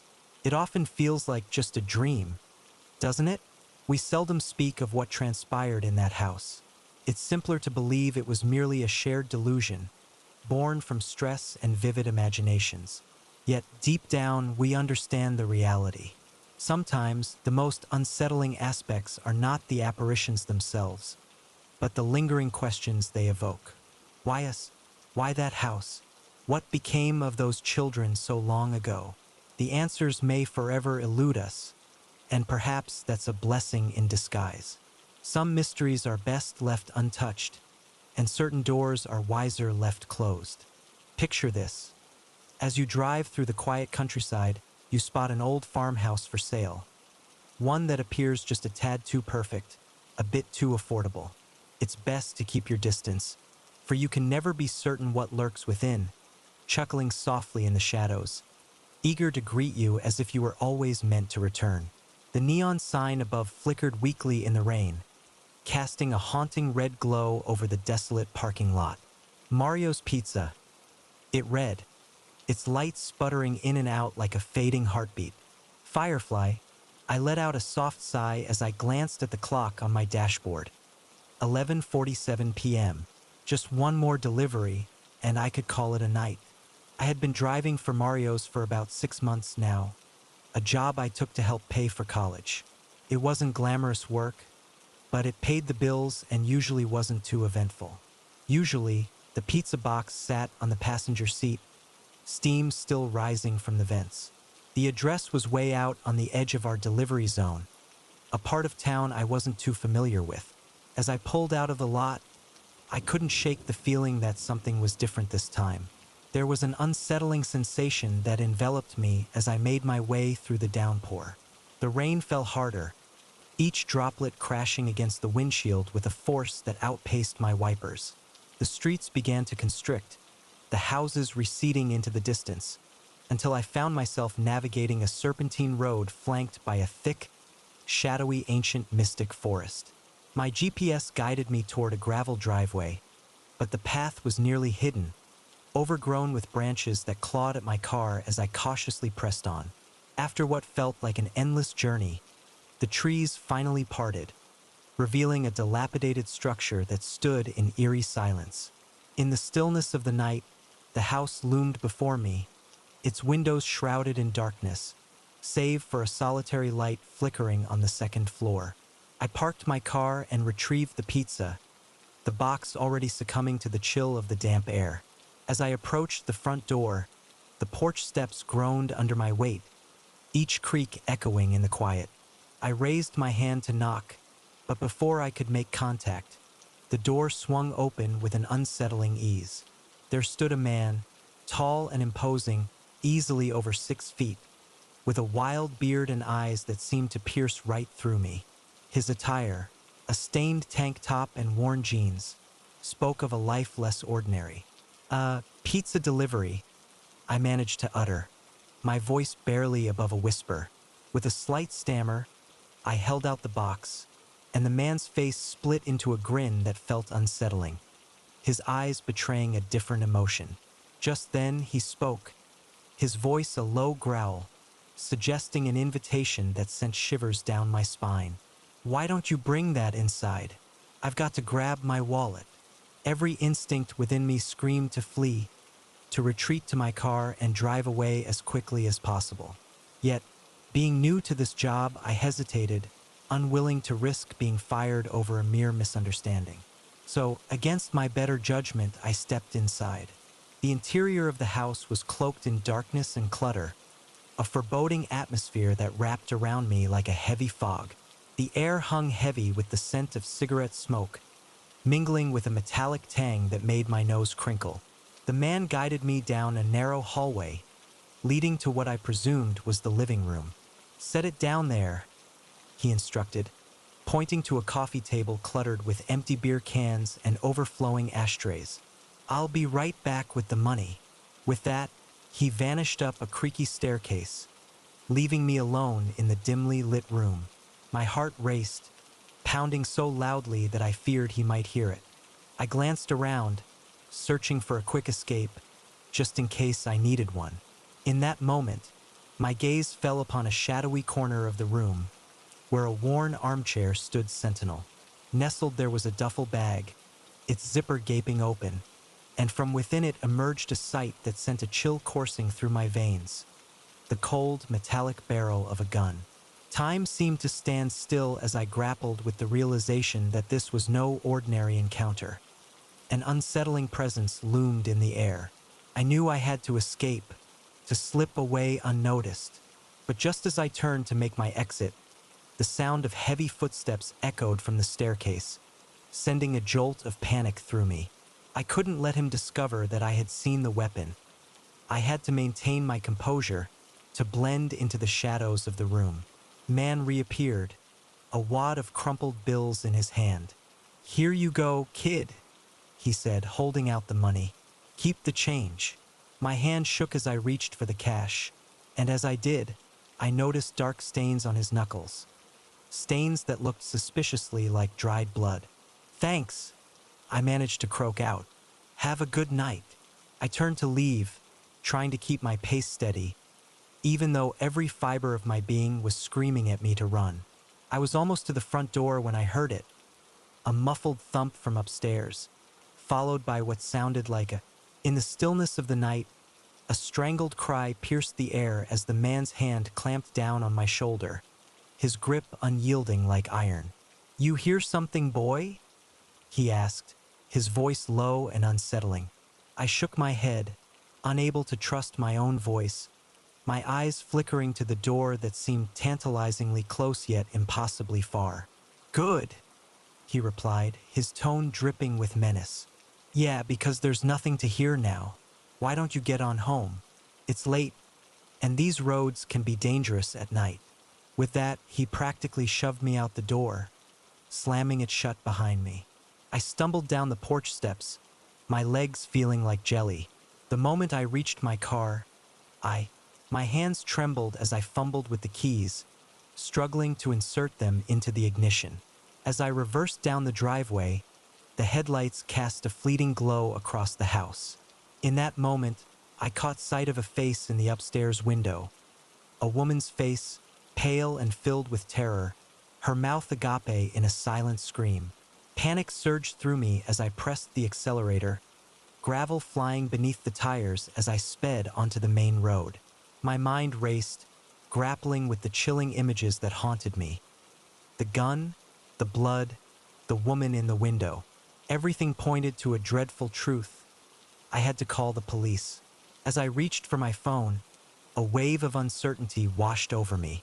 What if I was mistaken? What if it was merely a misunderstanding? my imagination spiraling into the unknown. The thought of losing my job, or worse, facing consequences for a false alarm, tightened my grip on the steering wheel until my knuckles turned white. I found myself pulled over to the side of the road, caught in a moment of decision. Should I drive back to the pizzeria and act as if nothing had happened, or should I take the risk and possibly save a life? In the end, the choice became clear. I dialed 911, my voice trembling as I spoke. As I recounted my experience to the dispatcher, they instructed me to head to the nearest police station and remain there. The following hours passed in a haze of inquiries and accounts. I shared every detail with the officers. The gun, the blood, the woman I had glimpsed in the window. They appeared to take my words to heart, particularly when I provided the address. It wasn't until the dawn broke that I learned the complete tale. The man, it turned out, was sought in relation to a series of disappearances spanning 3 states, and when the police conducted a raid on the house, they discovered signs of several victims, and the woman I had seen was still alive, trapped in an upstairs bedroom. If I hadn't made that delivery, if I hadn't reached out to the police, she might not have seen another day. The weeks that followed were a whirlwind. There were numerous interviews with detectives, a commendation from the county sheriff's office, and even a few requests for interviews from local news stations. Mario offered me a raise and assured me I could take as much time off as I needed. Yet, even as the chaos began to fade and life resumed its course, a lingering unease remained. As life began to settle back into its familiar rhythm, the echoes of that night lingered in my mind.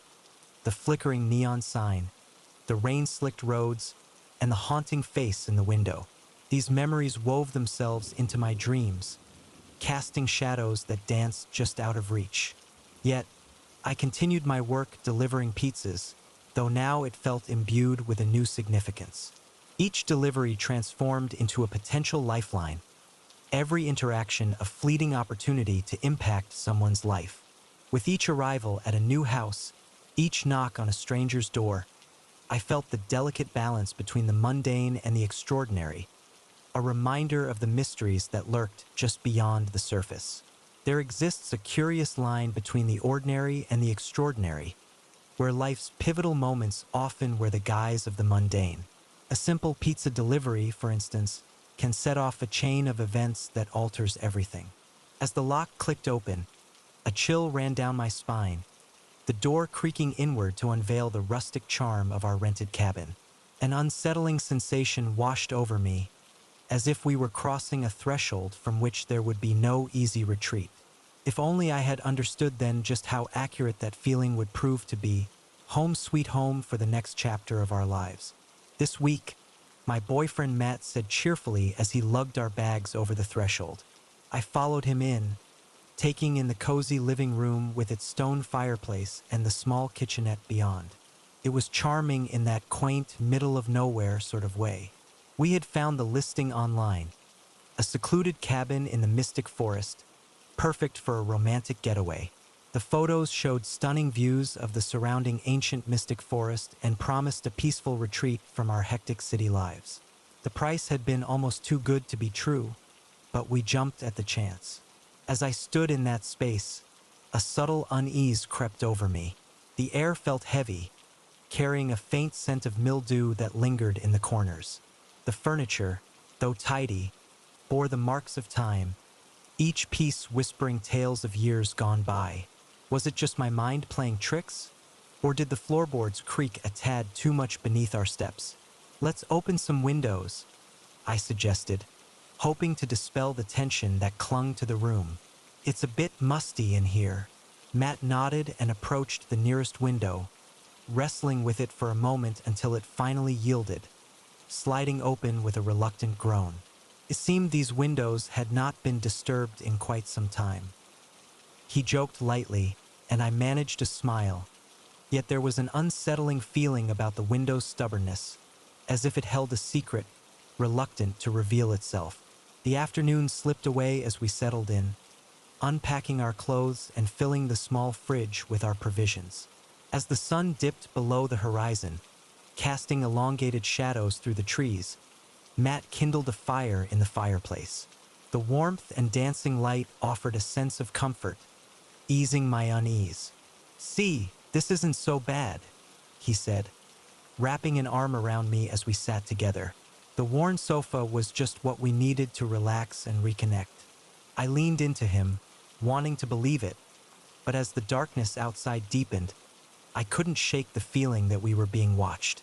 Every time I glanced at the windows, I half expected to see a face peering in at us. That night, I tossed and turned, unable to get comfortable in the unfamiliar bed. The mattress was lumpy, and the sheets smelled faintly of mothballs, but it wasn't just physical discomfort keeping me awake. There were noises, creaks, and groans that seemed too deliberate to be mere happenstance. Just an old house settling, I thought.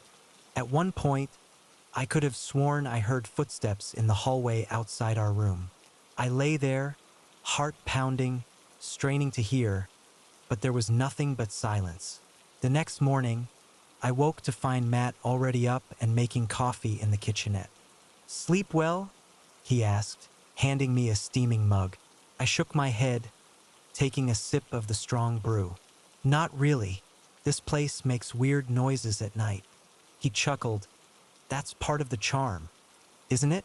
The authentic cabin experience." I wanted to argue, to tell him about the footsteps I thought I had heard, but I didn't want to spoil our vacation with my paranoia. Instead, I suggested we go for a hike after breakfast. The mystic forest around the cabin were beautiful, all towering pines and dappled sunlight. For a few hours, as we trekked along barely visible trails, I forgot about my unease from the night before. But as we made our way back to the cabin, the feeling of being watched returned, stronger than ever. "Matt," I said, grabbing his arm, "do you see that?" He followed my gaze to a spot between two distant trees. The moment I could have sworn I saw a figure standing there, watching us. But when I blinked, it was gone. "See?" Matt asked, squinting in the direction I was pointing. I shook my head. "Nothing. Must have been a shadow or something." But deep down, I knew it wasn't just a shadow. As we approached the cabin, a chill ran through me when I noticed something unsettling. The window we had struggled to open yesterday was now firmly shut. "Did you close that last night?" I asked Matt, trying to keep my voice steady. He frowned. "No, I don't think so. Perhaps the wind had blown it shut," I thought, nodding to myself, reluctant to voice my suspicion that there hadn't been enough breeze to move that stubborn window. Besides, if it had indeed slammed shut, wouldn't we have heard it? As the day wore on, more peculiar occurrences began to unfold. Items we were certain we had left in one place would mysteriously appear in another. The temperature in certain rooms would plummet suddenly, creating cold spots that felt out of place in the summer heat. And always, there lingered that unsettling sensation of being watched. That night, as we lay in bed, the noises began anew, this time more pronounced, more demanding. The creaks and groans were accompanied by a sound reminiscent of something being dragged across the floor. "Matt?" I whispered, gently shaking him awake. "Do you hear that?" He sat up, rubbing his eyes. "Hear what?" But even as he spoke, a loud thump echoed from the living room, as if something heavy had fallen. Matt's eyes widened. "Okay, I heard that," he said, throwing back the covers. "Stay here. I'll go check it out." "No," I replied, gripping his arm. "We should go together." Together, we cautiously made our way down the hallway, with Matt leading the way. With a flashlight he'd taken from the nightstand, the beam sliced through the darkness, illuminating the living room just as we had left it. "Probably just something outside," Matt said, though I could sense the doubt in his tone. We were on the verge of returning to bed when something caught my eye on the coffee table. Next to the book I had been reading earlier lay a small leather-bound journal, one I was certain hadn't been there before. With trembling hands, I picked it up and opened it, revealing pages filled with, as I gently turned the pages, the faded ink whispered secrets of the past. My heart quickened with each word. revealing the life of a woman named Ellerin, who once called this cabin home. Her diary spoke of peculiar happenings, objects shifting without touch, eerie whispers that danced through the night. She described a shadow, a dark presence that seemed to loom larger with every sunset. The last entry sent a shiver down my spine.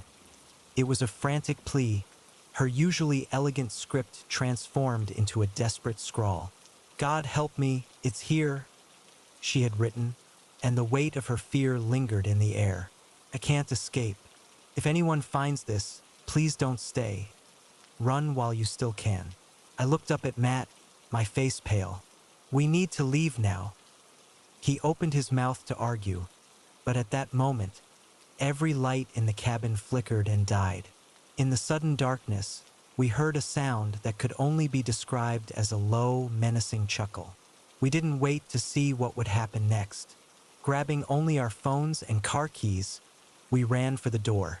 It resisted at first, as if something was holding it shut, but with a final desperate shove, it flew open. We hurried to our car, the gravel driveway crunching beneath our bare feet.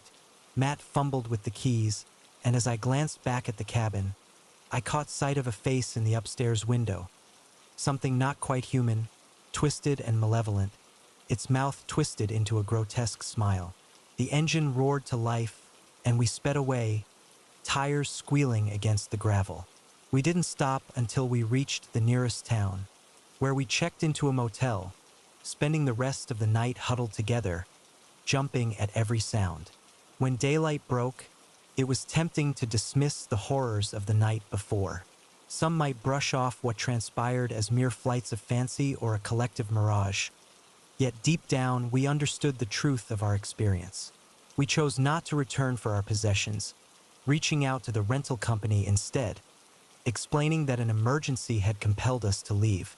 To our surprise, they were quite accommodating, even extending a partial refund. It was only weeks later, as the nightmares began to fade, that curiosity led us to delve into the cabin's past. What we uncovered sent chills racing through us once more. The cabin was steeped in a dark history. For years, several renters departed in the stillness of night, sharing whispers of supernatural happenings. There were others who stayed, yet their vanishings lingered as unsolved enigmas. We consider ourselves fortunate to have made our escape. Yet in the quiet hours, I often sense a lingering presence, pondering if a fragment of whatever dwelled in that cabin has trailed us back. So, if you find yourself perusing the internet for a charming cabin in the mystic forest for a romantic escape, tread carefully. Sometimes, the ideal retreat holds secrets best left undisturbed. It was a situation that felt almost too good to be true, and yet sometimes the things that go bump in the night are all too real. The first sign that something was amiss was the door to the master bedroom. It was closed. I had never closed that door since I began house-sitting for the Hendersons just 2 days prior. I stood there, my hand hovering over the doorknob, a chill creeping up my spine despite the summer heat. I had taken this job to earn some extra cash during my college break. After all, the Hendersons were quite wealthy. Their sprawling mansion nestled on 5 acres of meticulously manicured grounds. In the midst of lawns and gardens, one might envision a butler named Jeeves, rather than a young student tending to plants and caring for cats. "You'll have the run of the place," Mrs. Henderson had chuckled, handing over the keys. "Just don't throw any wild parties while we're gone." As if I had any inclination to host a gathering in this mausoleum of marble and antiques. No, my days were spent in quiet solitude, binge-watching shows on their grand television and indulging in the delights of their well-stocked fridge. It was meant to be It was an easy gig, or so I thought, as I found myself staring at that closed door. Easy was the last word on my mind. I took a deep breath and turned the knob. The door swung open silently, revealing the immaculate master suite. Everything appeared normal, the king-sized bed adorned with a mountain of pillows, the chaise lounge by the window, the doors leading to the walk-in closet and ensuite bathroom. Yet, something felt amiss. I couldn't quite place it, but the hairs on the back of my neck stood up. It was as if I had stepped into a perfect replica of a room I knew well. Everything looked right, but there was an unsettling undercurrent that lingered in the air. It didn't feel quite right. I shook my head, attempting to dispel the creeping paranoia that had settled in. Perhaps I had let my imagination wander too far, influenced by one too many horror films on that grand television. Just as I was about to leave, something caught my attention. A faint scent in the air, floral and unfamiliar. It wasn't the usual perfume of Mrs. Henderson, which often lingered on her clothes in the closet. No, this was different, fresher. My heart began to race. Had someone been here? I quickly scanned the room, searching for anything amiss. My gaze fell upon the jewelry box on the dresser, drawing me in with an unsettling curiosity. With a slight tremor in my hands, I opened the box, unsure of what I might find. My knowledge of jewelry was limited, yet even I could see that the glittering diamonds and pearls within were of great value, all seemingly untouched. If someone had intruded, why would they leave such treasures behind? A sudden noise from downstairs startled me, a sound reminiscent of footsteps. But that couldn't be right. I was alone in the house. The cats were outside. The cleaning service was not expected for days, and the Hendersons were away on their trip.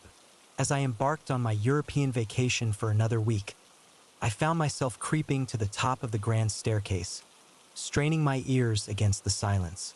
Perhaps I had imagined it, but then I heard it again. The unmistakable sound of someone moving around in the kitchen. Panic seized me. I should run, I thought, get out of the house and call the police. Yet that insatiable curiosity, the very impulse that has led so many horror movie protagonists to their doom, compelled me to stay. I had to know who was down there. So, as quietly as I could, I made my way down the stairs, grateful for the plush carpet that muffled my footsteps. Footsteps echoed softly, the noises from the kitchen growing louder, the clink of glasses, the opening and closing of cabinets. It sounded for all the world like someone preparing a drink.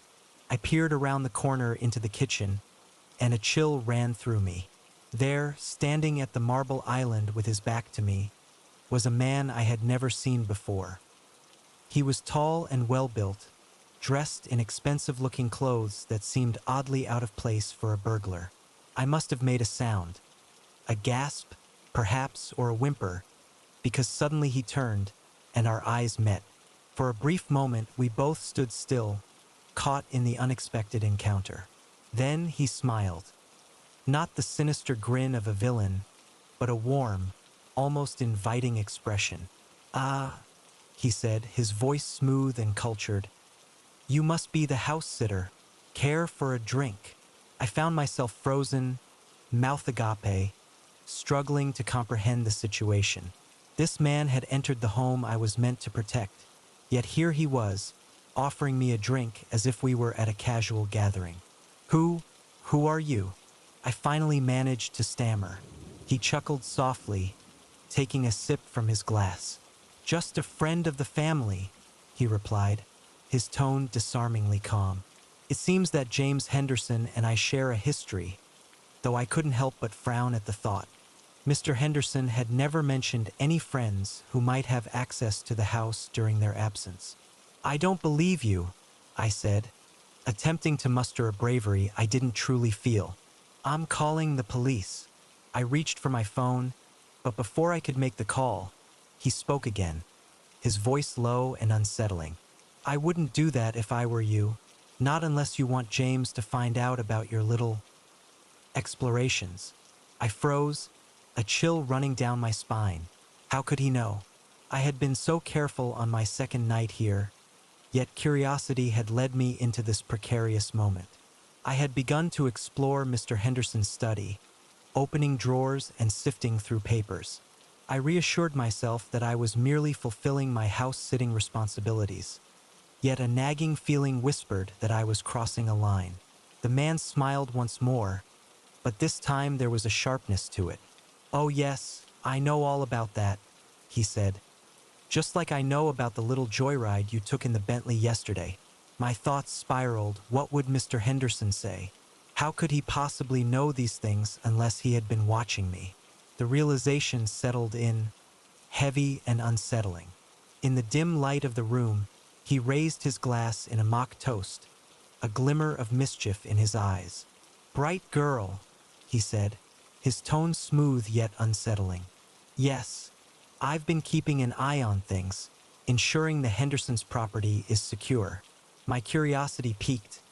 I leaned in closer, my voice barely above a whisper. "But why? Who are you really?" He set his glass down, the sound echoing in the stillness, and leaned against the counter, fixing me with an intense stare. "Let's just say I have a vested interest in the Hendersons' affairs and in making sure certain sensitive information remains private." My heart raced, pounding in my chest as if it were trying to escape, and I wondered what kind of secrets lay beneath his calm exterior. There was information, the kind that could shatter a man like James Henderson. His voice dropped to a low, dangerous whisper, hinting at the weight of what he knew. "The kind that's worth killing for." I gasped, taking an involuntary step back. You're blackmailing him?" He shrugged, a casual gesture that belied the intensity in his gaze, which never wavered from mine. Blackmail is such an ugly word. I prefer to think of it as a mutually beneficial arrangement, one that has been working quite well for years now. My mind spun, grappling with the implications. The perfect, wealthy Henderson. What dark secrets lay hidden beneath his polished exterior? And what had I unwittingly stumbled upon? "What happens now?" I asked, my voice trembling, small and frightened. He smiled, though the warmth didn't touch his eyes. "Now, my dear, you have a choice to make. You can forget this ever happened, complete your house-sitting job, and walk away with a nice paycheck and a clear conscience." He let the words linger, thick with meaning. "Or," I whispered, "you can try to be a hero. Call the police, tell the Hendersons what you've seen. But consider this, who do you think they'll believe? A trusted family member." In the dim light of the room, a sense of unease settled over me as I faced my friend, a college student who had been prying into matters best left untouched. The weight of the situation pressed heavily on my chest, and I felt a wave of nausea wash over me. He was right. I had no evidence to support my claims, and I had betrayed the Hendersons' trust. Even if they chose to believe me, I knew I would still find myself in a precarious position. He lifted his glass once more, his gaze piercing through the shadows, and posed the question that hung in the air like a thick fog. The easy way or the hard way? I stood there, paralyzed by uncertainty, the right course of action clear yet shrouded in fear. The instinct for self-preservation gripped me tightly, holding me back from making the call that could change everything. In that moment, it wasn't bravery or a sense of right that guided me. It was something far more primal, a whisper of caution that echoed in the silence of the night. It was a moment that felt like pure dumb luck when headlights suddenly illuminated the kitchen window. A car was making its way up the driveway. The man's eyes widened in surprise, disbelief escaping his lips as he muttered, "Impossible. They're not due back for days." Yet, the sound of car doors slamming and familiar voices shattered his certainty. The Hendersons had returned home early. In the ensuing chaos, their shock at discovering an intruder mingled with my clumsy explanations and the man's smooth fabrications. The truth, when it emerged, was far from pretty, and tears were shed in the aftermath. Amidst the echoes of recriminations and the looming threats of legal action, justice ultimately found its way. The man, whose true name remained a mystery to me, was taken into custody, while the Hendersons' secrets, whatever they may have been, stayed shrouded in darkness.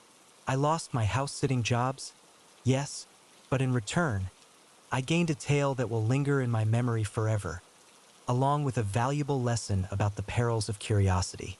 Now, as I stroll past grand houses with their meticulously kept lawns and sparkling windows, I can't help but ponder the secrets that might be concealed behind those flawless exteriors. Yet, I carry with me the wisdom learned from my experience. Some doors are best left unopened, and certain questions are wiser left unasked. For you never know when you might find yourself ensnared in another's perilous game. The security camera feed flickered to life, illuminating an empty corridor drenched in the unsettling glow of fluorescent lights. I leaned closer to the monitor, my eyes straining against the darkness of the security office.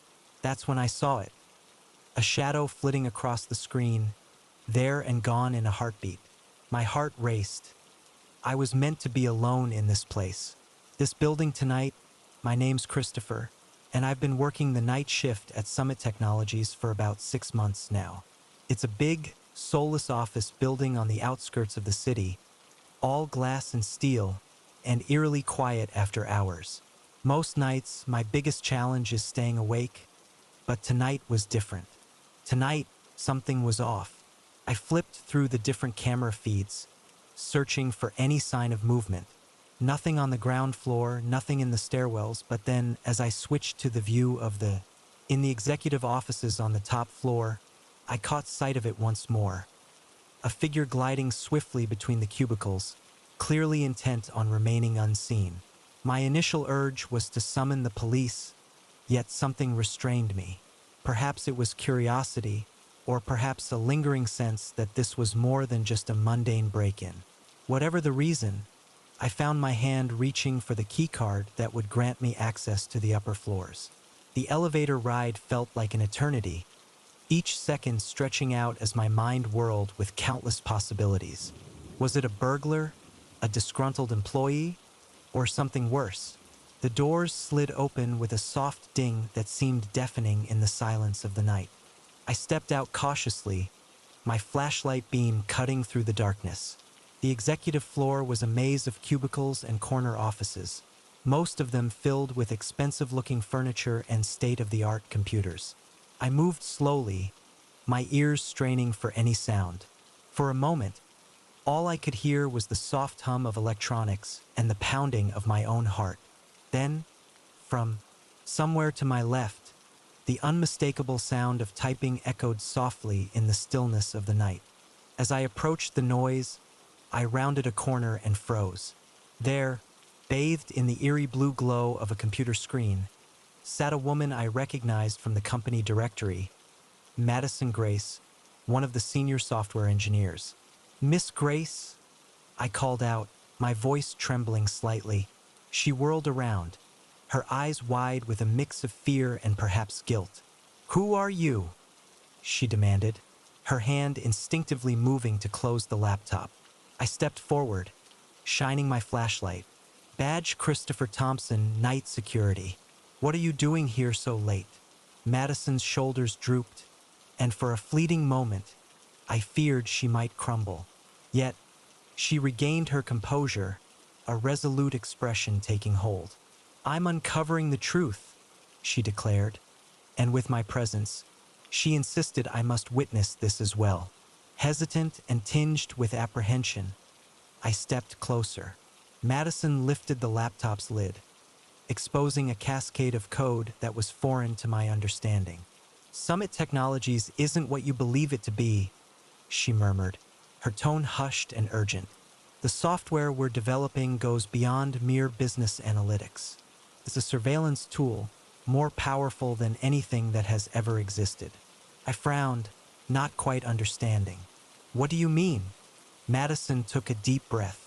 "It can track anyone, anywhere, social media, security cameras, financial transactions. It pulls it all together in real time, and it's being sold to governments, corporations, anyone who can afford it." The implications hit me like a truck. If what she was saying was true, this was big, huge. The kind of thing that could bring down companies and topple governments. "Why are you telling me this?" I asked, my mouth dry. Madison's eyes met mine, revealing both fear and a steely resolve. "I need your help," she said. "I'm gathering evidence, but I can't do this alone. If they catch me..." She didn't need to finish the sentence. We both understood the fate of whistleblowers in the corporate world. I should have said no, should have walked away and pretended I had never seen any of this. Yet, something in Madison's eyes, the desperation and determination, compelled me to nod. What do you need me to do for the next hour, Madison? She guided me through her discoveries. The secret servers concealed in the building's basement, the coded messages and seemingly harmless emails, the offshore accounts where the funds from these dubious sales were being funneled. As the night deepened, I felt myself drawn further into a realm of industrial infiltration and government conspiracies. It was reminiscent of a film, yet this was reality, and the threat loomed close. We were so absorbed in our task that we nearly overlooked the sound of the elevator arriving on our floor. Floor Madison's head snapped up, her face pale. "They're here," she whispered. I didn't need to ask who they were. We quickly shut down the computer and ducked behind a row of cubicles. Peering over the top, I saw two men in expensive suits step out of the elevator. Even from a distance, I could see the bulge of weapons under their jackets. "We need to get out of here," I whispered to Madison. She nodded, clutching a small flash drive that contained all the evidence we'd gathered. Slowly, carefully, we began to make our escape. As we made our way toward the emergency stairs at the far end of the office, the hushed sounds of men moving through the cubicles reached our ears, their voices low yet filled with anger.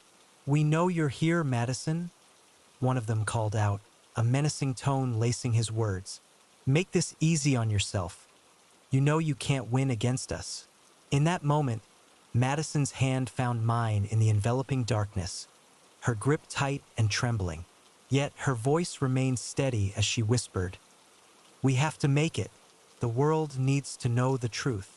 Just as we neared the stairs, disaster struck, plunging us deeper into the shadows. As I stumbled over a trash can, it clattered across the floor, the noise breaking the stillness of the quiet office. One of the men shouted, and I could hear footsteps pounding towards us. "Run!" I yelled, urging Madison towards the stairs. We burst through the door and began our descent, taking the steps two at a time. Behind us, the sound of their pursuit echoed in the stairwell, each footfall a reminder of the danger closing in. My mind raced as we continued down. The lobby was a trap. Surely they had that covered. But perhaps this way would lead us to safety. I gasped, pulling Madison through a door on the third floor. As I recalled the layout of the building, I knew there was a fire escape on this level that would lead us to the alley behind. We hurried through the shadowy office, the shouts of our pursuers echoing ever closer. There it was, the window that opened to the fire escape.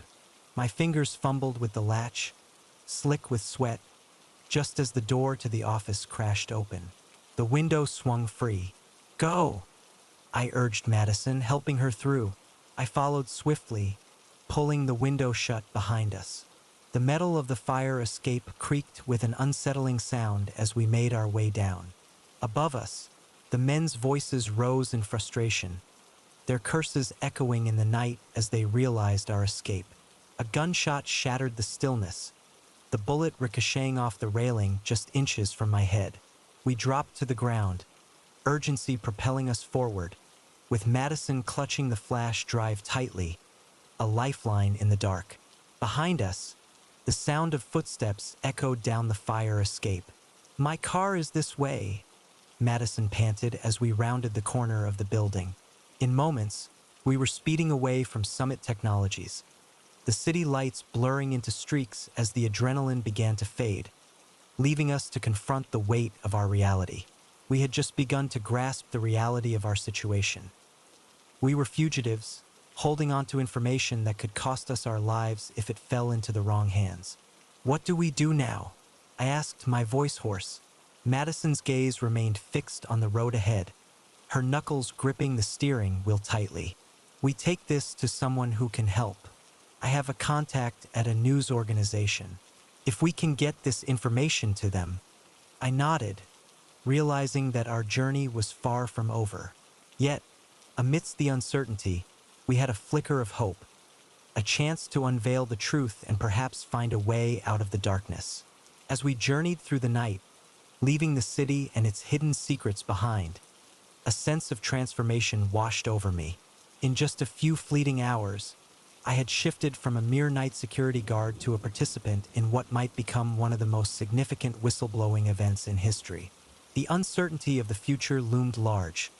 I couldn't predict whether we would triumph or become just another pair of faceless victims in the ongoing struggle between truth and power. Yet, amidst the shadows, one truth remained clear to me. I could not return to my former life, not now, not after all that had unfolded. As the first light of dawn began to creep over the horizon, I made a quiet promise to myself. Whatever lay ahead, whatever trials awaited us, I would see this through to the very end. The truth needed to be unveiled, and if it fell upon us to bring it to light, then so be it. The night shift at Summit Technologies had concluded, yet our true journey was only just beginning. The rusty gate groaned as it opened, its sound echoing through the stillness of the night. I paused, one foot poised on the overgrown path that led to the Forsaken. Rushing Waterside Asylum stood before us, a dilapidated structure with broken windows resembling hollow eyes, gazing down with an accusatory stare.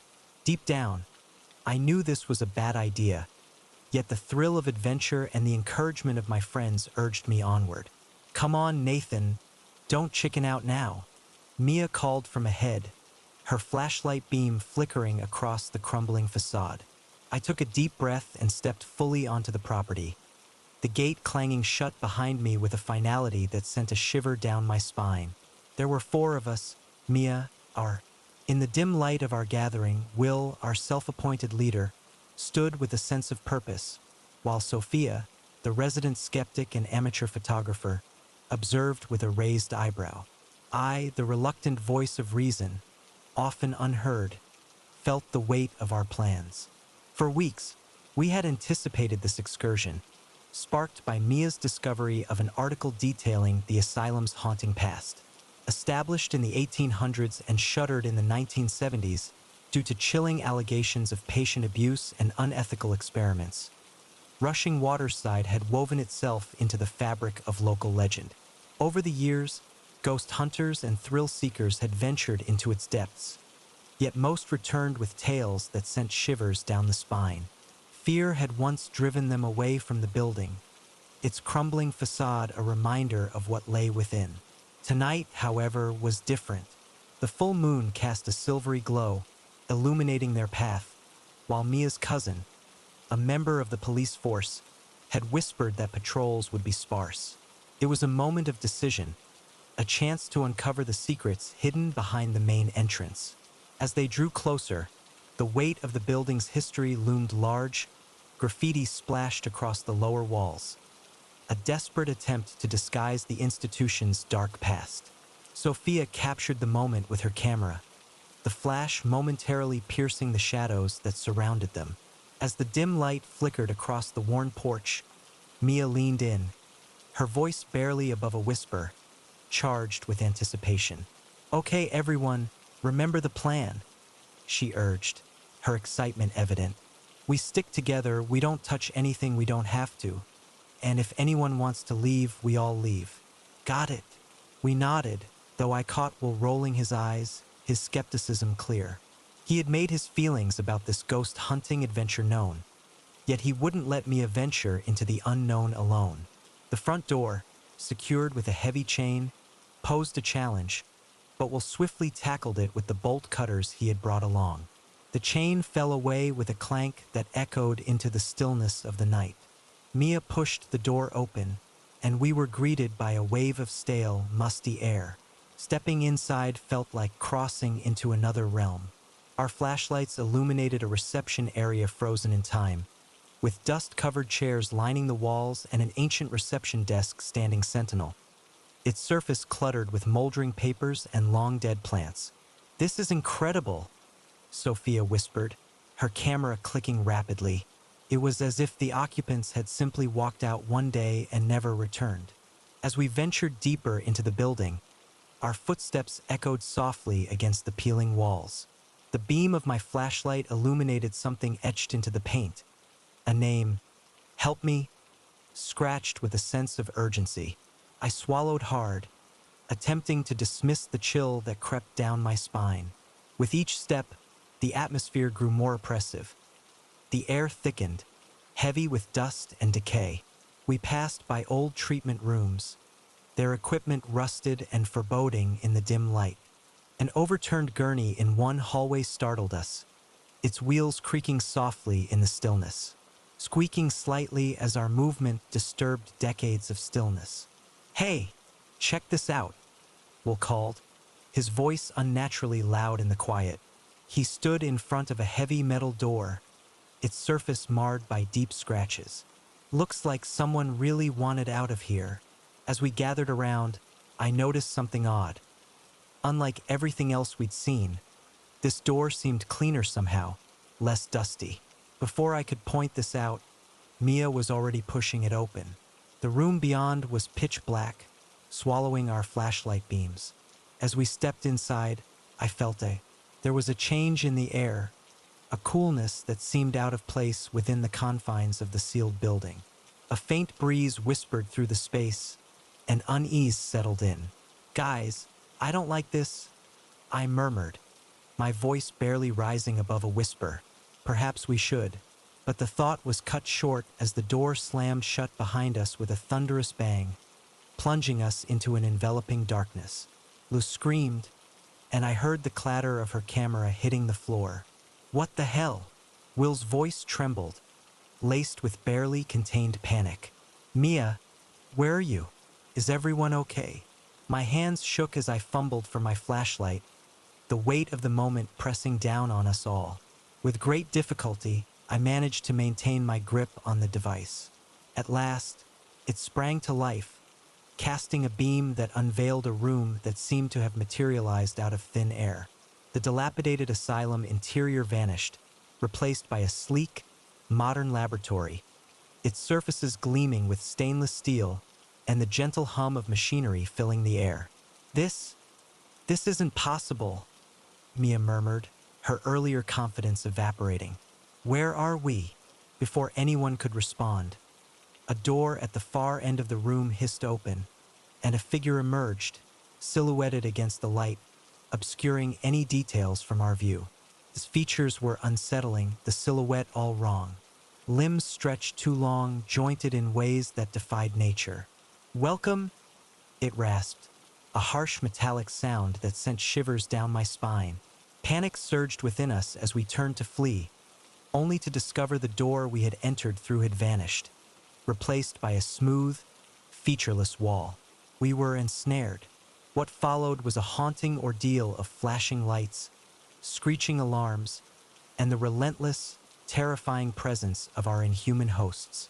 They herded us through endless corridors, separating us, subjecting us to our worst fears.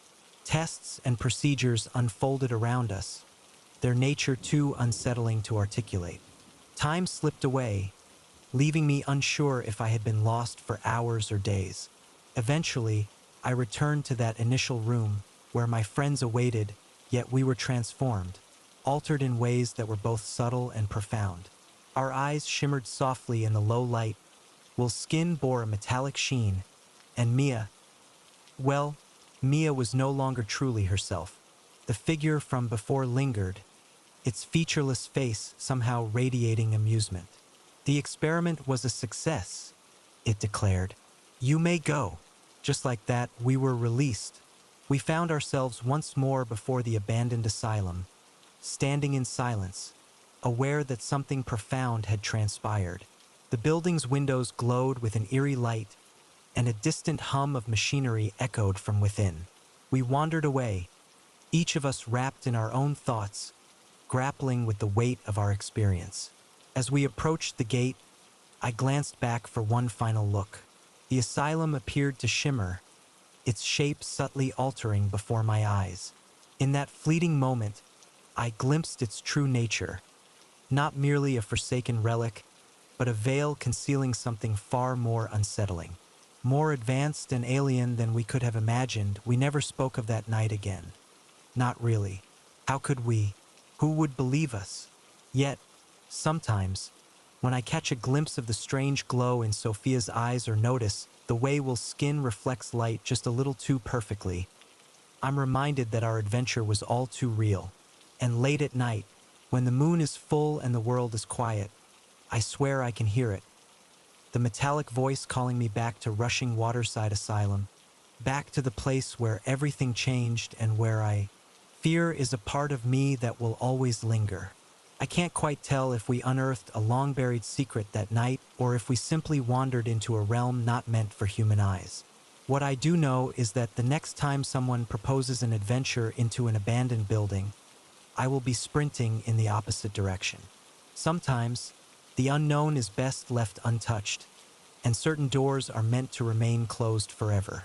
Yet, even as I reassure myself of this, I can't shake the sensation that our encounter at Rushing Waterside was merely the beginning. In the stillness of the night, one might ponder the unsettling thought that in distant, forsaken places, similar experiments are quietly unfolding. A shiver of dread mingles with an unsettling curiosity about what might occur when the forces at play choose to reveal themselves. For now, I shall maintain a semblance of normalcy, yet a part of me remains ever vigilant, attuned to the subtle hints that reality may not be as it appears. Once the veil has been lifted, the path back to ignorance is forever lost. And in the end, the most chilling realization isn't merely what we discovered within the asylum, but rather the unsettling truth that it remains out there, patiently awaiting its next unsuspecting victims. The GPS chimed cheerfully, announcing my arrival at the destination. I gazed out the windshield, my hand still firmly gripping the steering wheel, at a town that certainly wasn't Millbrook. The faded welcome sign read, Pine Hidden Valley, population 71. Yet something about those numbers felt amiss, as if they hadn't been updated in decades. I had been driving for hours. As I made my way to my cousin's wedding in Millbrook, I anticipated a straightforward journey down the highway. However, my usually dependable GPS had other plans, leading me off course. As the sun sank beneath the horizon, casting eerie hues of red and purple across the sky, I found myself in a peculiar place that felt suspended in time. Pine Hidden Valley's main street unfolded before me, flanked by buildings that appeared to belong to a bygone era, their neon signs flickering weakly in the dimming light, and shop windows holding secrets of the past. As I observed the few figures on the sidewalks, their movements were peculiar, almost shuffling, which sent a shiver down my spine. I decided to pull over, reaching into my pocket for my phone, hoping to uncover the source of my confusion. But, of course, there was no signal. With a resigned sigh, I accepted that I would need to seek directions the old-fashioned way. The diner across the street caught my eye. Its chrome exterior reflected the dimming light, and a buzzing sign proudly declared it as Margaret's Diner, boasting the best pie in the county. I stepped out of my car, feeling the weight of the humid air around me. Immediately clinging to my skin as I approached the diner, the hairs on the back of my neck stood up. The few people on the street had stopped to stare at me, their eyes unnaturally wide and unblinking. I quickened my pace, pushing open the diner door with more force than necessary. The bell above the door jangled discordantly, drawing the attention of everyone inside, and I do mean everyone. Every head turned in perfect unison to look at me. Expressions blank and eyes glazed for a moment. The only sound was the soft crackle of a radio playing what? It echoed like a big band tune from the 1940s. Iclerad Malasia Truat. U-I. I'm a bit lost. Could someone point me in the direction of Millbrook? Silence enveloped the room. Then slowly, conversation resumed as if I hadn't spoken. The patrons returned to their meals, forks moving mechanically from plate to mouth. A waitress appeared at my elbow, startling me. Her name tag read Margaret, and her smile was just a touch too wide to feel natural. "Well, honey, you're a long way from Millbrook," she said, her voice syrupy sweet. "Why don't you sit down and have a slice?"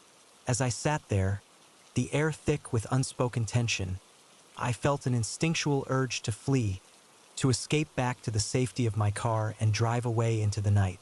Yet, something in Margaret's gaze anchored me, a look that was not quite kindness but rather a deep, unsettling hunger.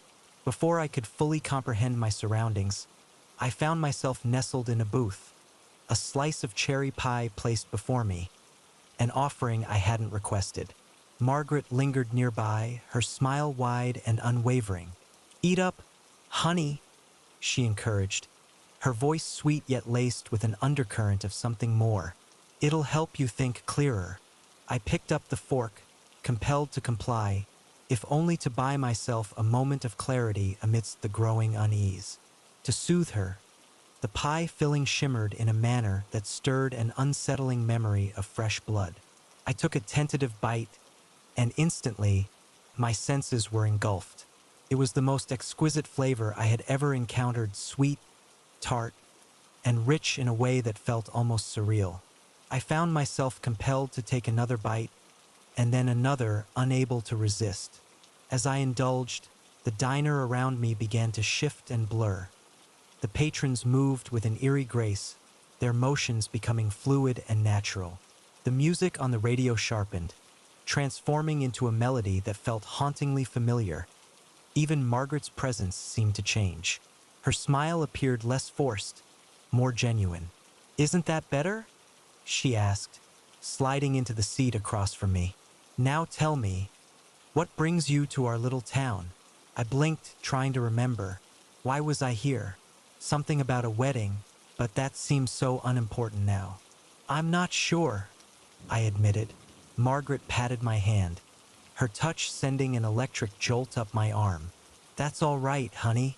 Lots of folks find their way here when they're a bit lost. We Creek has a way of calling to those who need it." I nodded, finding comfort in her words. Gone, yet I couldn't recall finishing it.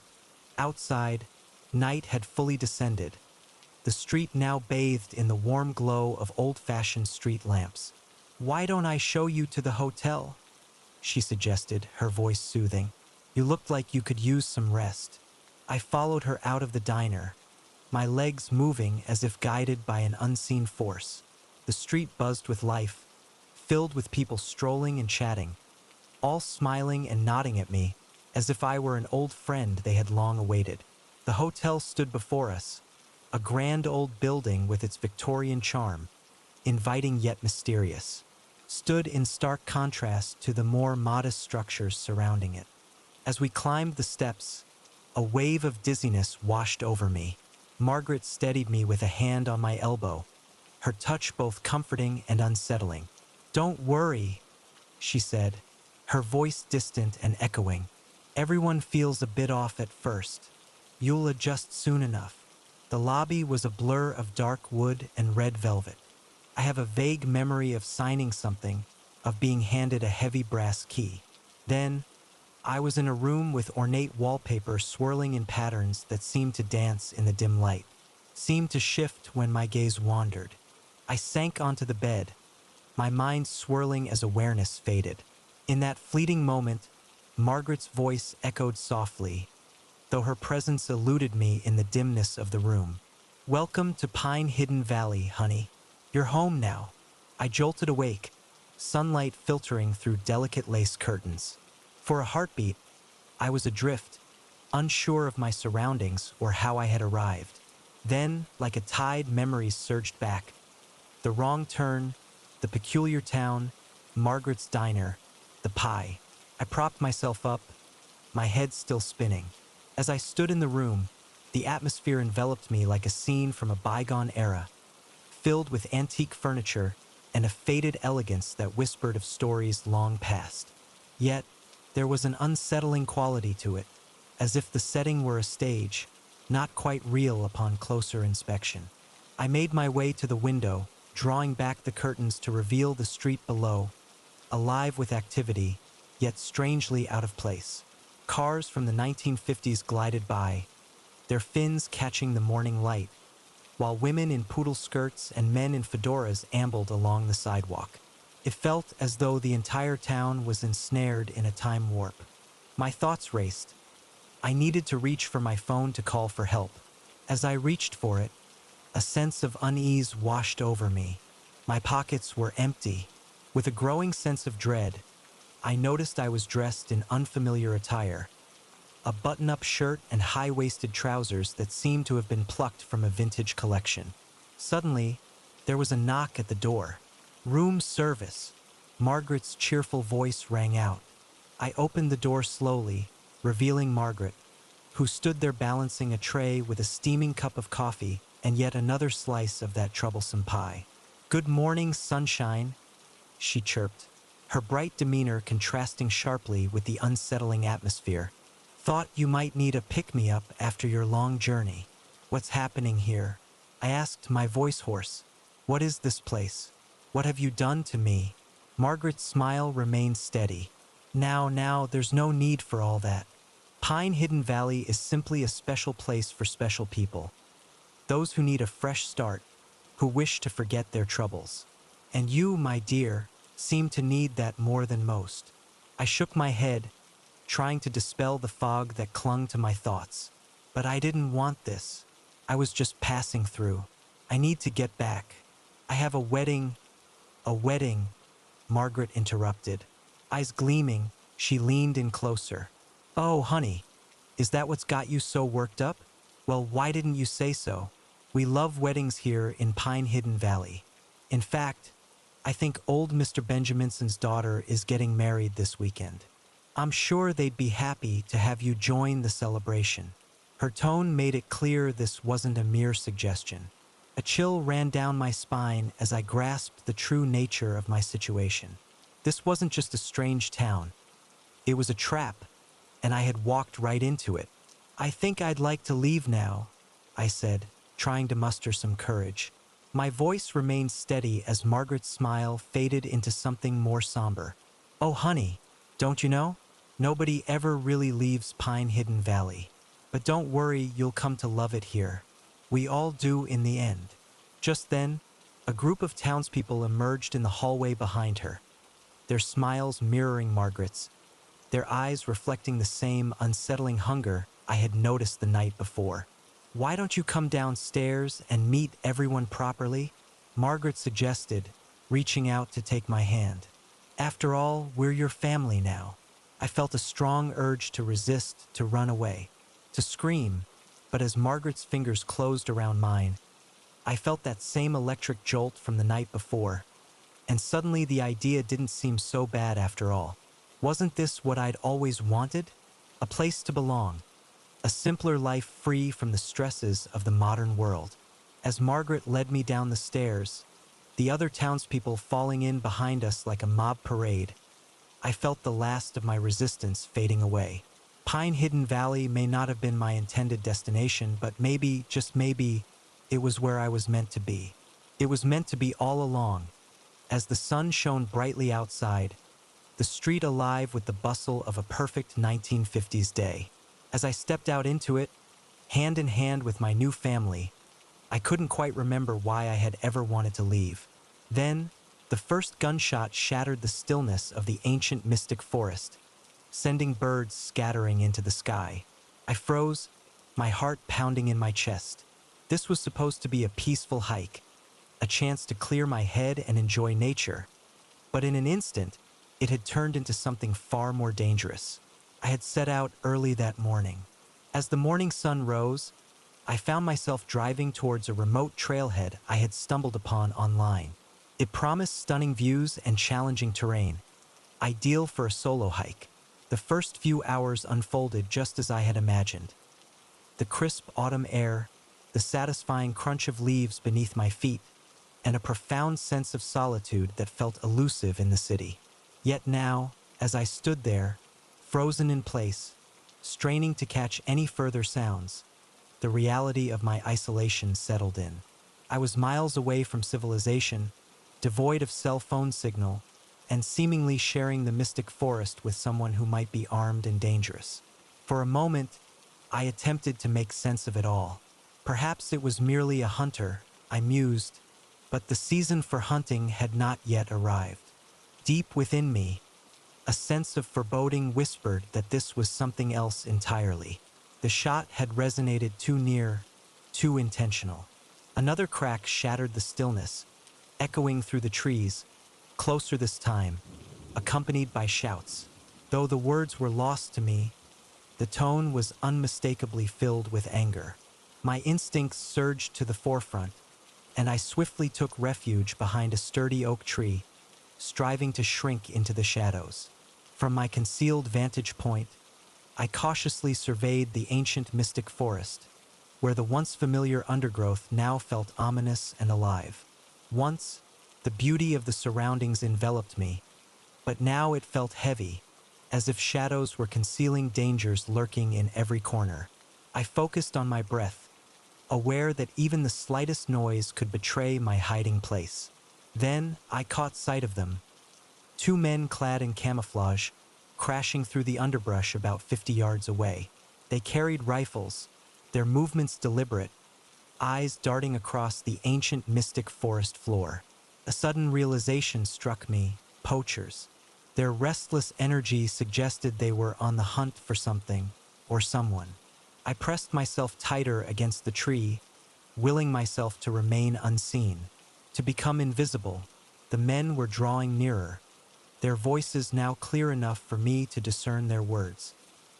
"He couldn't have gotten far," one of them growled. "Not with that wound. We can't let him get away," the other replied, his voice taut with tension. "If he talks, we're done for." My mind raced. They weren't hunting animals, but a person. Someone who had witnessed something they shouldn't have. Someone now injured and fleeing for their life. And here I was, caught in the midst of it all. I knew I should remain hidden, waiting for them to pass. As I began my journey back to the car, a sense of urgency tugged at me, urging me to move swiftly and silently. Yet, a persistent whisper in my mind reminded me that someone out there was in need, and perhaps I was their only hope. Taking a deep breath, I made a decision that would alter the course of the night. Once the poachers had passed my hiding place, I ventured in the opposite direction, my heart racing as I searched for any sign of their wounded quarry. The ancient mystic forest around me was unnaturally still, as if it were holding its breath, and I pressed on, moving with utmost caution, my gaze flitting from tree to tree, ever watchful for anything out of place. A broken branch, a scuff mark in the dirt, anything that might suggest someone had hurried through. After what felt like hours, though it was likely only minutes, I spotted it. A smear of red on a tree trunk, about chest height. Blood. My stomach churned, yet I pressed on, following the sporadic trail deeper into the mystic forest. The sound of running water grew louder, and soon I found myself at the edge of a small stream. That's where I saw him. A man, probably in his 40s, slumped against a boulder. His shirt was soaked with blood. His face was pale and drawn with pain. His eyes widened in fear as he saw me approach, his hand reaching for something at his side. I raised my hands, showing I was unarmed. "I'm here to help," I whispered urgently. "Those men, they're after you, right?" He nodded weakly, his hand relaxing. "Game warden," he managed to say between labored breaths. "Caught them. Illegal hunting operation. Big operation. Dangerous people." I knelt beside him, assessing his wound. The bullet had caught him in the shoulder, and while he was bleeding heavily. It didn't appear immediately life-threatening, yet he had lost a considerable amount of blood. In this wilderness, even a minor injury could spell disaster. "We need to move," I said, already shrugging off my backpack. "Can you walk?" He nodded, gritting his teeth as I helped him to his feet. I quickly wrapped his wound as best I could with supplies from my first aid kit, then let him lean on me as we began to move. Our progress was agonizingly slow. Every snapping twig, every rustle of leaves, echoed like a gunshot in the stillness of the ancient mystic forest. Our journey took a turn as we sought refuge from the poachers, hoping to find a higher ground where the cell signal might reach us. We had been moving for about 20 minutes when suddenly, we heard it, the faint echoes of voices carried by the wind. The warden, with a hushed urgency, pointed towards a steep hill that concealed a cave system. "We can lose them in there," he whispered. It was a risky choice. If we got lost in those dark caves, our troubles would multiply. Yet, with the poachers closing in, we had little choice. We began the arduous climb, each step a struggle for the injured man. Just as we approached the cave entrance, a shout echoed behind us, signaling that we had been spotted. Without a moment's hesitation, we plunged into the enveloping darkness of the cave. The next few hours became a blur of shadowy passages, unsteady steps, and heart-stopping moments of silence as we strained to listen for our pursuers. The warden, whose name I learned was Christopher, guided us as best he could, though it was evident he was growing weaker. At last, we emerged from a narrow tunnel into a larger cavern, where faint light filtered in from somewhere above, revealing a space roughly the size of... In a small room, Christopher leaned heavily against the wall, his breath coming in sharp gasps. "We can't go any further," I said, the truth settling heavily between us, even as I loathed to voice it. "We'll have to make a stand here." Christopher nodded, a grim determination etched on his face. "There's a backup gun in my boot," he mentioned, his voice steady. "You know how to shoot?" I shook my head, recalling only the distant memory of a carnival booth. Christopher let out a weary sigh and began to walk me through the basics. The weight of the pistol felt both strange and terrifying in my hand. We didn't have to wait long. The sound of footsteps echoed ominously in the stillness. As the echoes of the tunnel grew louder, I found my place behind a sturdy rock, my heart racing with an intensity that felt almost palpable. The first poacher stepped into the cavern, moving with caution, his rifle scanning the shadows.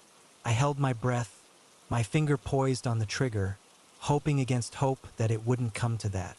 Then, without warning, a cascade of loose rocks tumbled down from above, catching the man off guard. In that fleeting moment of surprise, Christopher sprang from his hiding spot, tackling the poacher to the ground.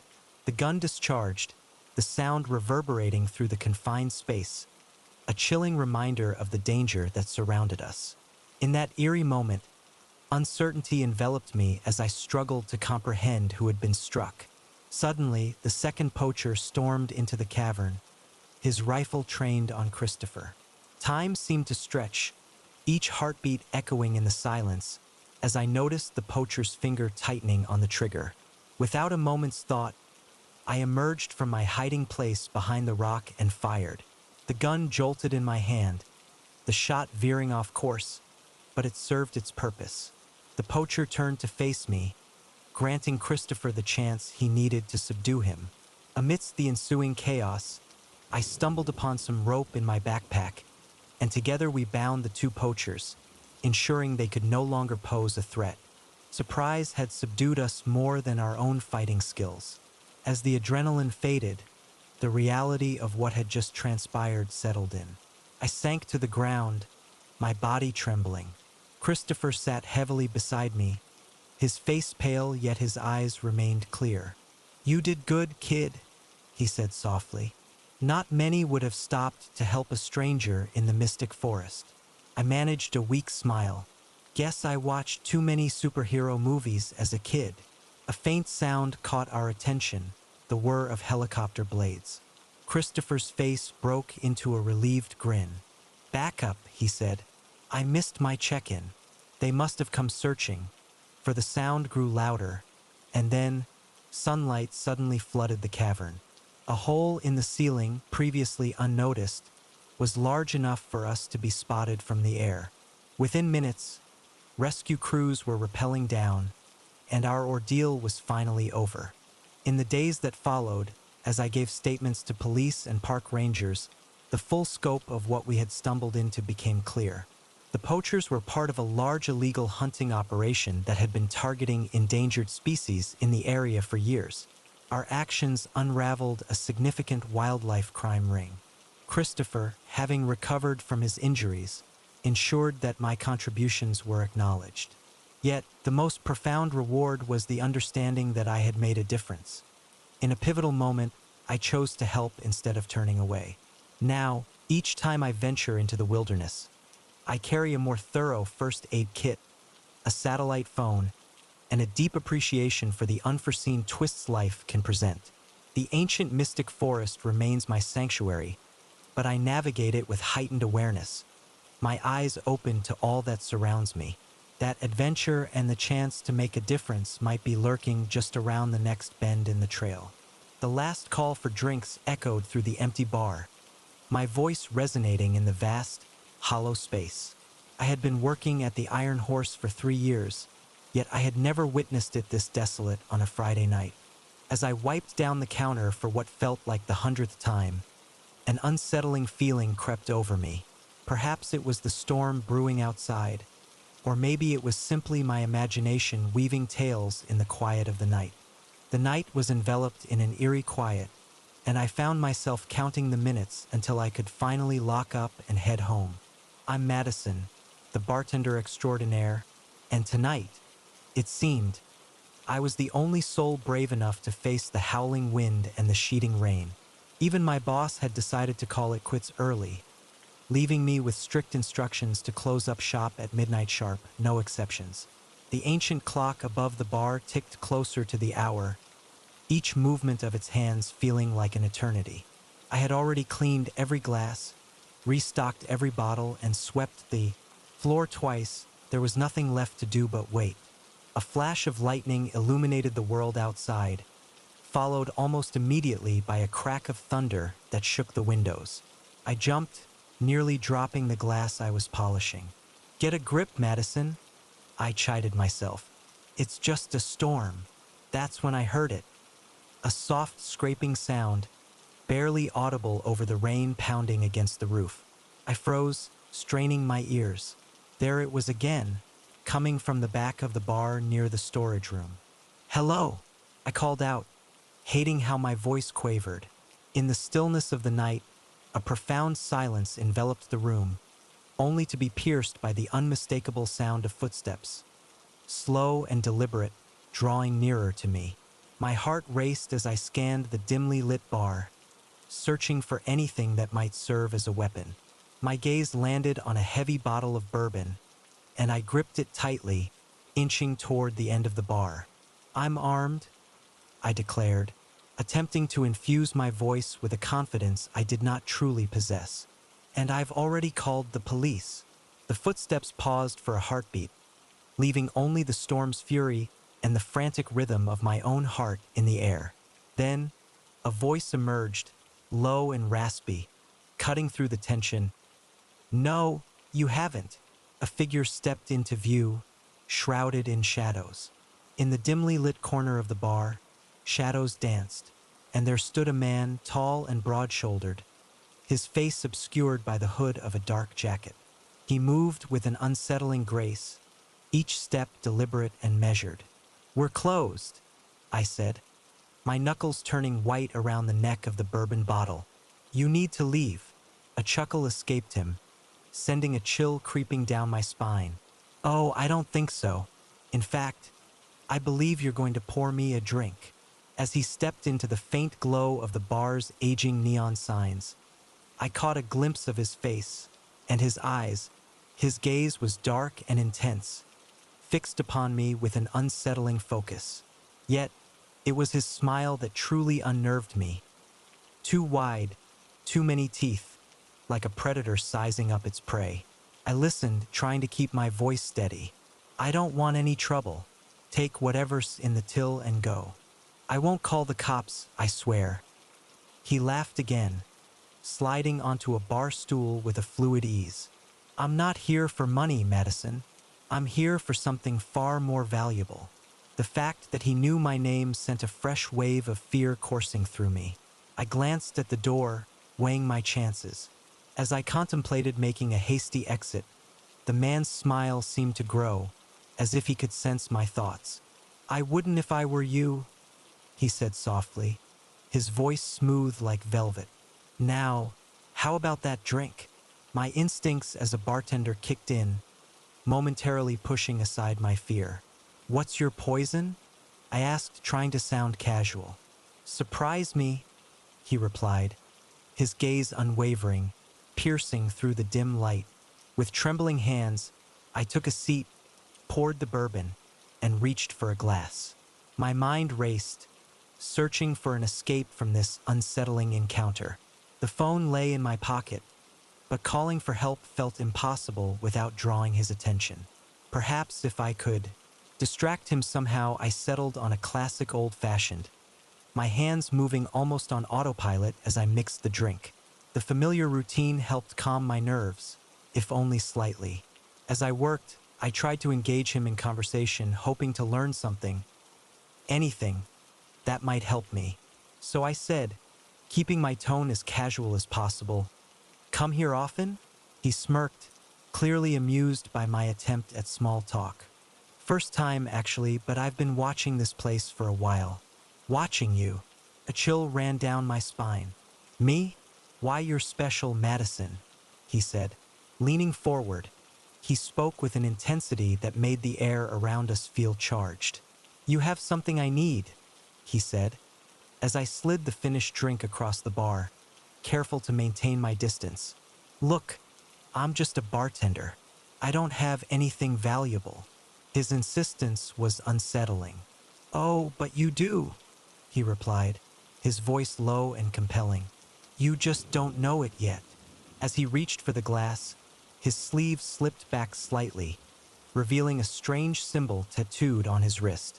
It was a series of interconnected circles, with what appeared to be an eye at the center. A chill ran down my spine.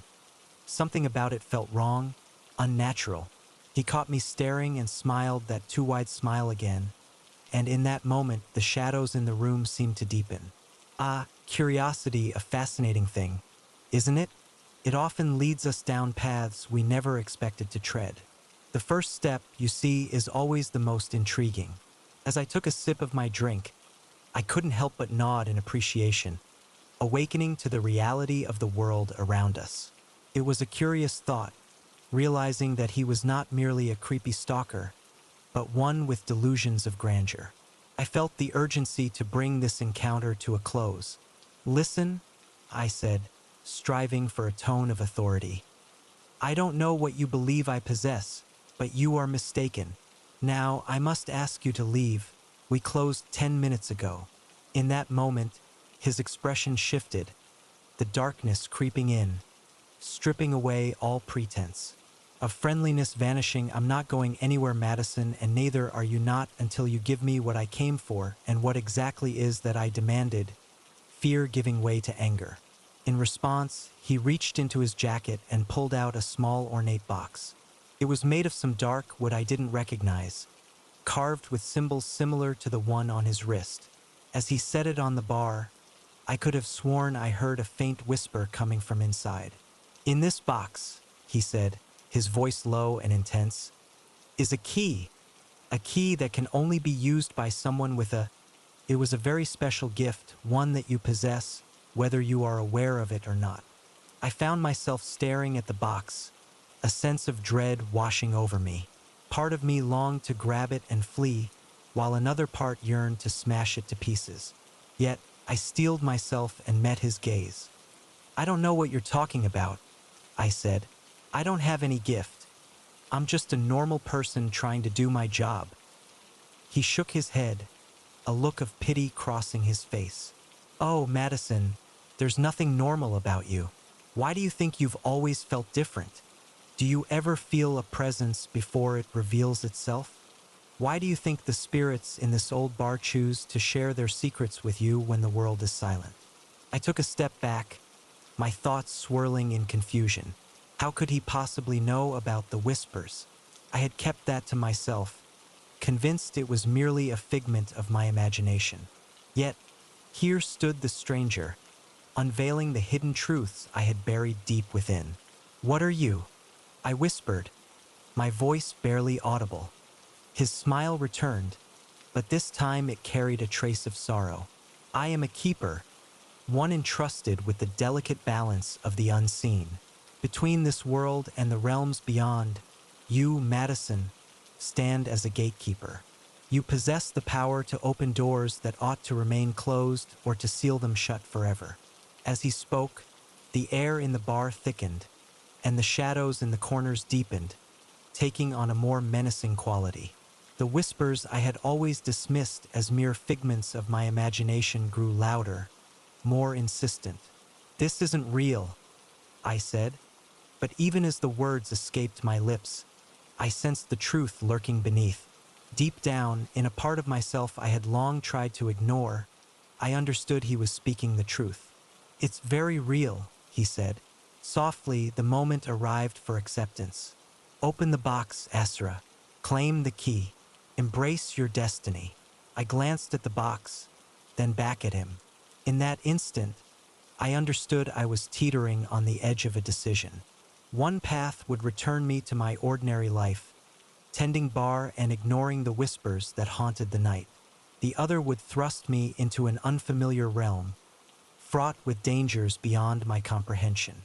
Yet, as the whispers swelled to a haunting crescendo and the shadows encroached around us, I realized there was no turning back. With a trembling hand, I reached for the box. As my fingers brushed against the carved wood, a jolt of energy surged through me. The box sprang open, unveiling a key that appeared to be made of pure light. As I lifted it, the world around me began to shift, reality peeling away to reveal glimpses of other places, other times. The stranger, the keeper, nodded approvingly. "And so it begins," he said, his voice echoing from a distance. I clutched the key to my chest, feeling its power coursing through me, ready for whatever challenges lay ahead. Reality settled in, and I understood that my life would never return to what it once was. The iron horse faded into the background, taking with it my existence as merely another bartender in a small-town bar. A new journey was unfolding, one that felt like it had been in the making for my entire life. The crunch of twigs beneath heavy boots startled us from our tranquil morning. Olivia and I froze, our coffee mugs hovering midway to our lips as we exchanged a glance across the cabin's small porch. We had come here to escape the world, yet it seemed the world had found us regardless. It was armed with the promise of a perfect getaway, a quaint cabin nestled deep in the mystic forest, miles away from the nearest town. No cell service, just the soothing sounds of nature to keep us company. Olivia had discovered it online, a last-minute booking for a long weekend. "Just what we needed," she had said, her eyes sparkling with excitement. No distractions, no interruptions, just the two of us. I had agreed, eager to escape the stress of work and the constant buzz of city life. For the first day and a half, it had been idyllic. We had hiked and swam. In the serene embrace of crystal-clear mountain waters, we found ourselves on the porch, lost in conversation and laughter, as if the years had melted away. But then, like a fragile bubble, that tranquility was pierced by distant voices weaving through the trees. "Did you hear that?" Olivia whispered, her hand trembling as she set down her mug. I nodded, my thoughts racing. Could be other hikers, I reassured myself, or perhaps the property owner checking on something. Yet, the tension in the air, the sudden stillness of the ancient mystic forest, whispered that this was something far more unsettling. "Get inside," I urged, said, keeping my voice low. "Lock the door. I'll see what's going on." Olivia opened her mouth to protest, but another sound cut her off, the unmistakable metallic click of a gun being cocked. We moved quickly, slipping inside the cabin and shutting the door as quietly as possible. Through the window, I could see movement at the edge of the clearing. Two men dressed in camouflage, their faces obscured by thick beards and low-brimmed hats. "What do we do?" Olivia asked, her voice barely above a whisper. I shook my head, at a loss. We found ourselves ensnared within the cabin, which offered no basement, no hidden corridors, only four walls and a roof that suddenly felt precarious against the looming danger outside. The men were drawing nearer, their voices slicing through the stillness, clear enough for us to catch fragments of their conversation. "I'm telling you, I saw something," one insisted, urgency lacing his tone. "Could have sworn it was a person." "Better not be," replied the other, his voice gruff. We can't have any witnesses. A chill coursed through me, witnesses to what? What had we unwittingly stumbled upon? Olivia tugged at my sleeve, her eyes wide as she pointed toward the back of the cabin, where a small window beckoned with its dark promise. There was barely enough space for a person to squeeze through. It was our only chance. We moved silently, gathering what we could. Our phones were useless without a signal, but we managed to grab a flashlight and a bottle of water. As Olivia worked on opening the window, I scanned the cabin for anything we could use as a weapon. My eyes landed on a heavy cast iron skillet hanging by the stove. It wasn't much, but it was better than nothing. The window creaked as Olivia pushed it open, the sound impossibly loud in the tense silence. We both froze, listening intently. The voices outside had stopped. Go, I whispered, giving Olivia a gentle boost. She slithered through the opening, landing with a soft thud on the other side. I passed her our makeshift supplies and began to squeeze through myself. I was halfway out when I heard the cabin door slam open. Hey! A voice shouted. We've got runners. Adrenaline surged through me as I tumbled out of the window, scraping my back on the rough wood. Olivia was there, pulling me to my feet, and then we were running. We plunged into the ancient mystic forest, branches whipping at our faces, roots threatening to trip us with every step. Behind us, the sound of men crashing through the underbrush faded, their shouts becoming distant as we put more space between ourselves and the danger. We ran until our lungs burned and our legs felt heavy, finally collapsing behind a large fallen tree. I think we lost them, Olivia panted, her face flushed and streaked with dirt. I nodded, unable to find my voice, my mind swirling with questions. Who were those men? What were they doing out here? And most importantly, how would we find our way out of this? As our breathing slowed, the sounds of the ancient mystic forest began to weave their way back into our awareness. Birds chirping, leaves rustling gently in the breeze. It was almost as if the last half hour had been a surreal dream, yet the ache in my muscles and the fear still churning in my gut reminded me that it was all too real. We need to keep moving, I finally said, my voice hoarse. We have to find a road or a town, somewhere we can get help. Olivia nodded, her eyes wide with fright. But which way? I don't even know where we are. I pulled out my phone, more out of habit than hope. Still no signal, but the compass app was working at least. The road we came in on was to the east. I suggested that if we head that way, we should hit it eventually. It wasn't much of a plan, but it was all we had. We set off, moving as quickly and quietly as we could through the dense, ancient mystic forest. Every snapping twig, every rustle in the undergrowth made us freeze, our hearts pounding. Yet each time it turned out to be nothing more than a squirrel or a bird. We had been walking for what felt like hours when we heard it.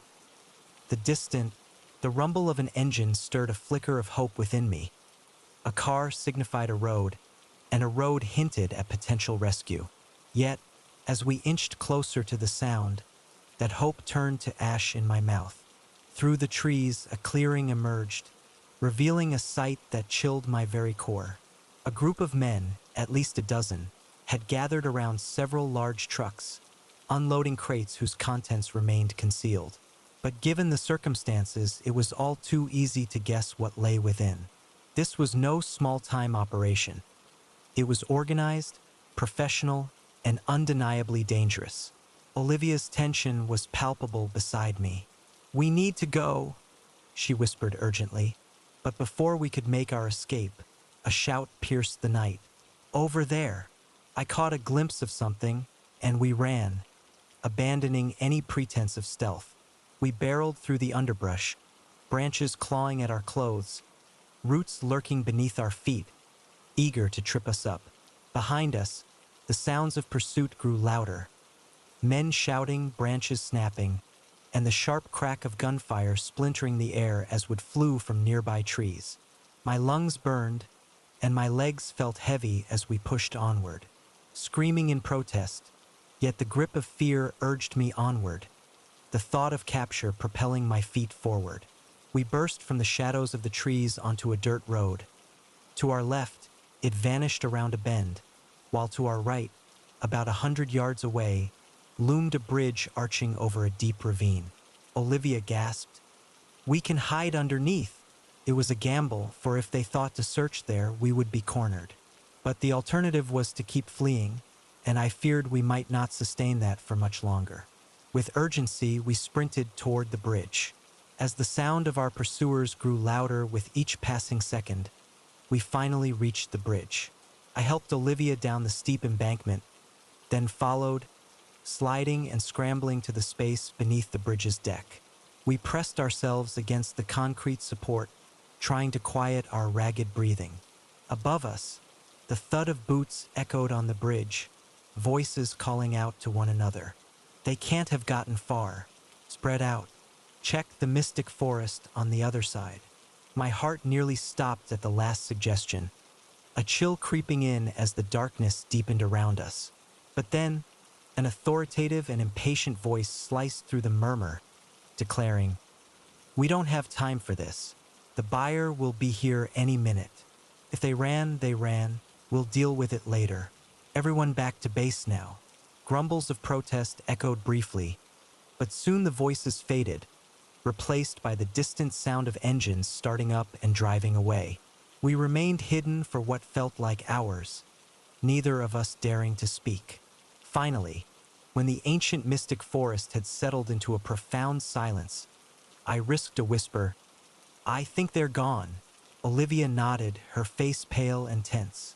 Streaked with tears, I hadn't noticed her crying. "What do we do now?" I took a deep breath, trying to think clearly despite the fear and exhaustion clouding my mind. "We follow the road," I said finally, "but we stay in the mystic forest out of sight. Sooner or later, it has to lead to a town or a highway." It wasn't much of a plan, but it was all we had. As we climbed back up to the road, the reality of our situation hit me anew.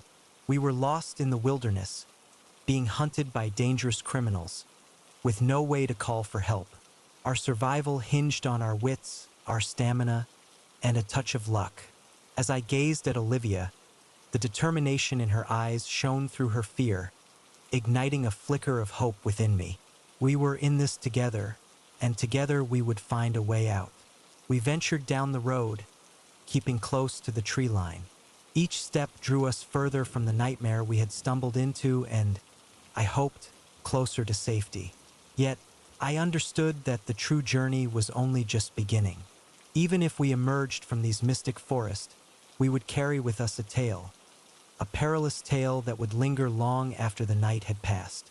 Our tranquil weekend escape took an unexpected turn, as shadows of peril emerged, threatening to shatter our peace.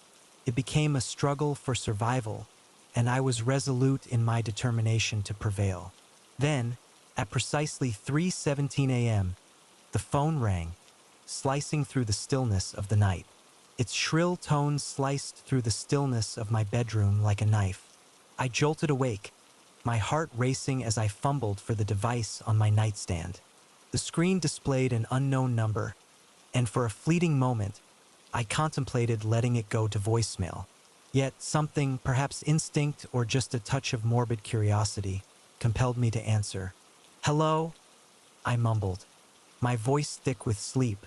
With sleep, "I see you, Isabella," a low, gravelly voice responded. "You really should invest in better curtains." I bolted upright, fully awake now, my eyes darting to the window. The curtains were drawn, but suddenly they felt as transparent as gauze.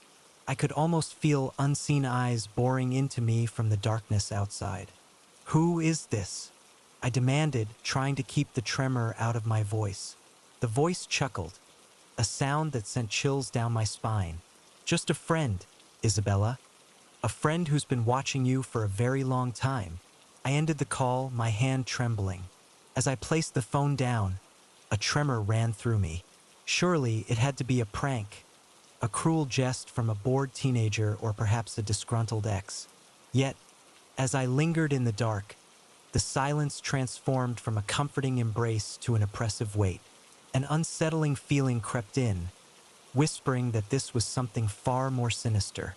Sleep became a distant memory as I tossed and turned, startled by every creak of the house and every rustle of leaves outside my window. The alarm gently chimed at 7 a.m., breaking the stillness of the morning. I was exhausted yet relieved as the soft light of dawn gently filtered through the curtains. The events of the night felt distant in the morning glow, like a half-remembered nightmare. I moved through my usual routine: shower, coffee, breakfast, trying to convince myself that it was nothing to worry about. By the time I left for work, I had nearly succeeded in pushing the unsettling call out of my mind. Almost.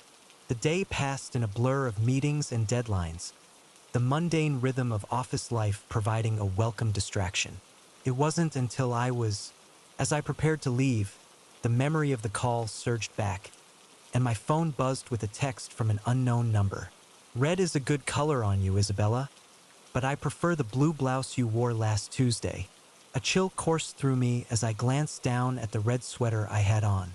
I looked around the office, where most of my coworkers had already departed, and those who remained were absorbed in their tasks, oblivious to my growing unease. Yet, I felt it, a presence, someone watching from the shadows. I hurried to my car, my keys gripped tightly in my hand, heart racing with each step.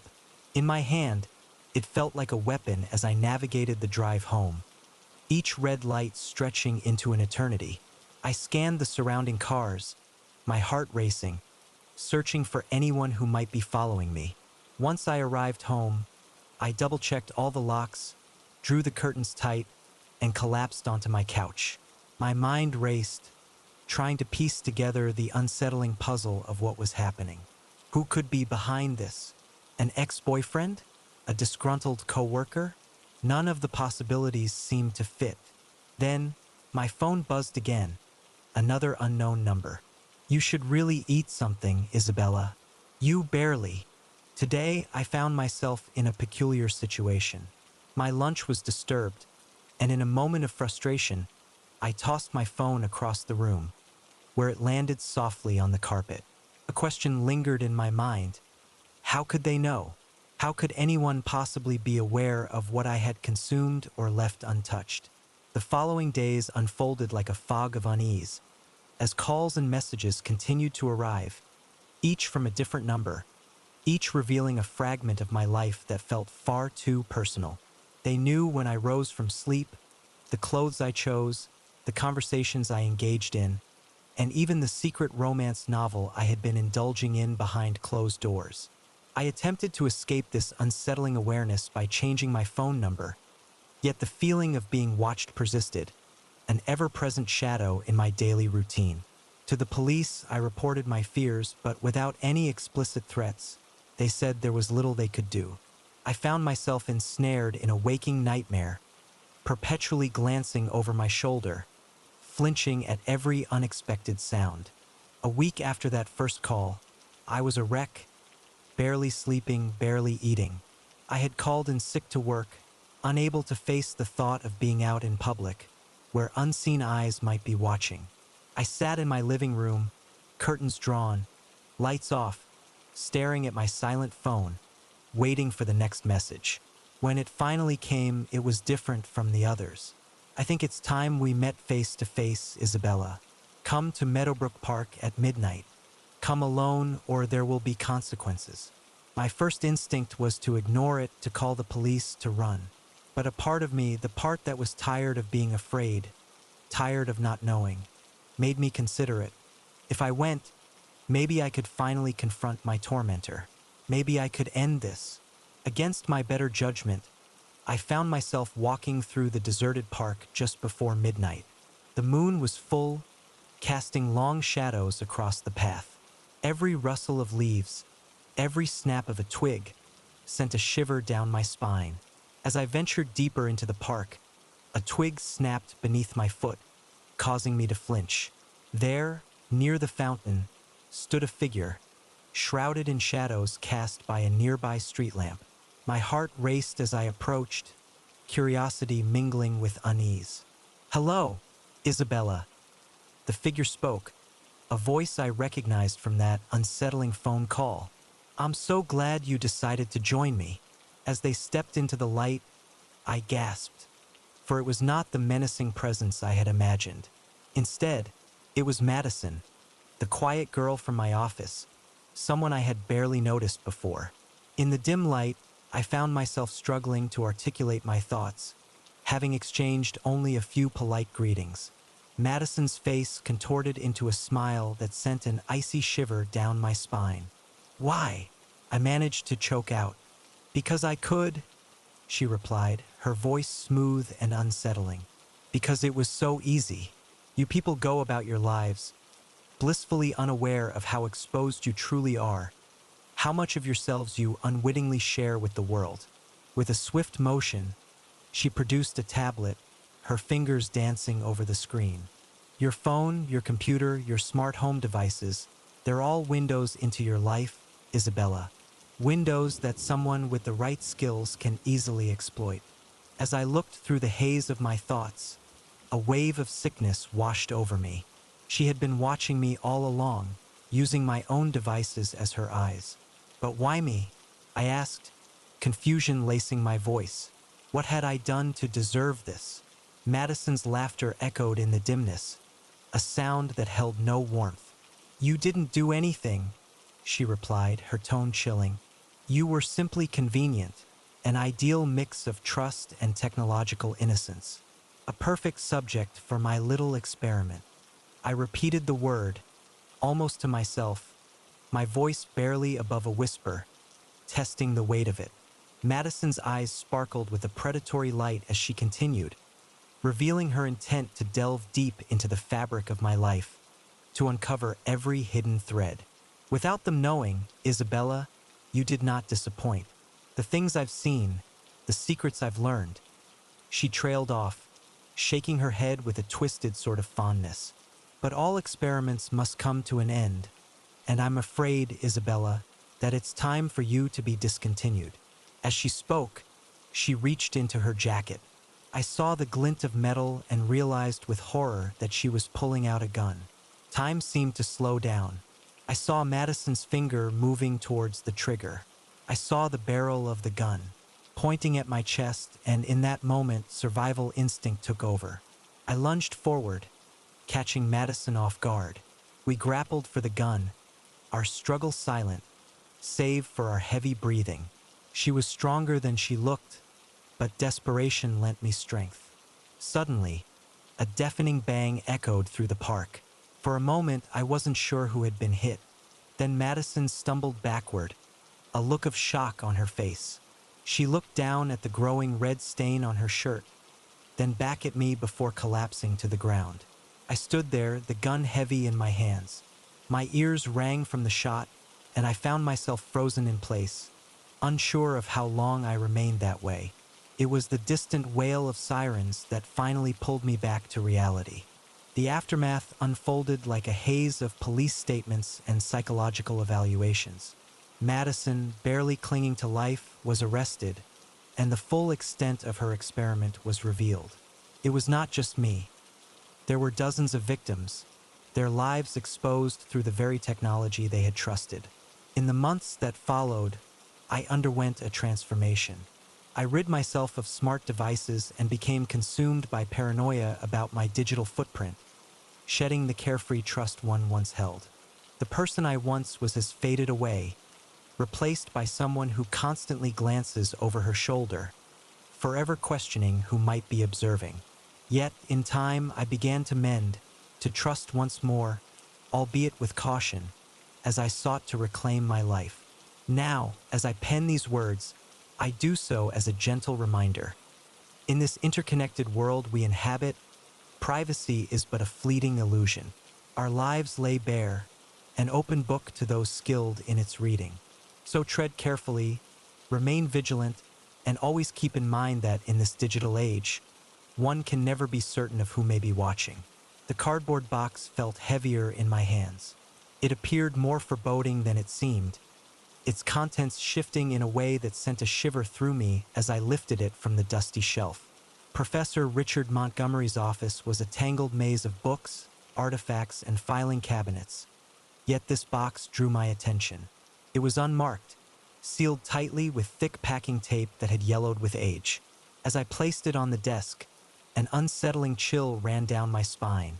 I couldn't shake the feeling that I was on the brink of uncovering something I was never meant to see.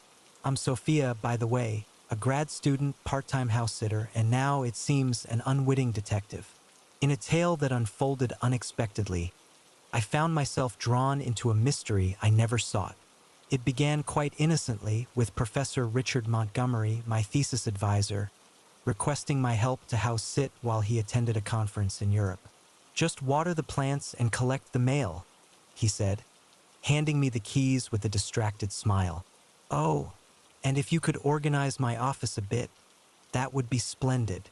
What he failed to mention was that his office resembled a small library that had mingled with an antique shop and then erupted in chaos. For days, I had been immersed in the task of sorting through the papers, uncovering secrets hidden within the clutter. As I was cataloging books, attempting to impose some semblance of order on the chaos, I stumbled upon a box. My hand hesitated, hovering over the tape, for this was not what I had signed up for. I could simply put it back and pretend I never saw it, but that insistent voice of curiosity urged me forward. Before I could talk myself out of it, I reached for a letter opener from the desk and sliced through the tape. A musty smell of old paper wafted out as I opened the flaps, revealing a collection of notebooks within. Worn covers and yellowed pages lay scattered, accompanied by photographs, news clippings, and what appeared to be official documents, all aged by decades. I lifted the topmost notebook, its leather cover soft and supple beneath my touch. As I opened it, I was greeted by Professor Richard Montgomery's familiar handwriting. Yet the date at the top of the page caused me to hesitate, 1987. The professor would have been in his early 20s then. As I began to read, the world around me slowly faded away. The cramped office, the ticking clock, the faint sounds of life beyond. The traffic outside faded into silence as I became immersed in a tale that felt almost too incredible to believe. The notebook chronicled Professor Richard Montgomery's initial expedition as a young anthropologist. He ventured to a secluded village in the Amazon, pursuing whispers of a lost tribe endowed with remarkable abilities. Yet what he encountered there was beyond comprehension.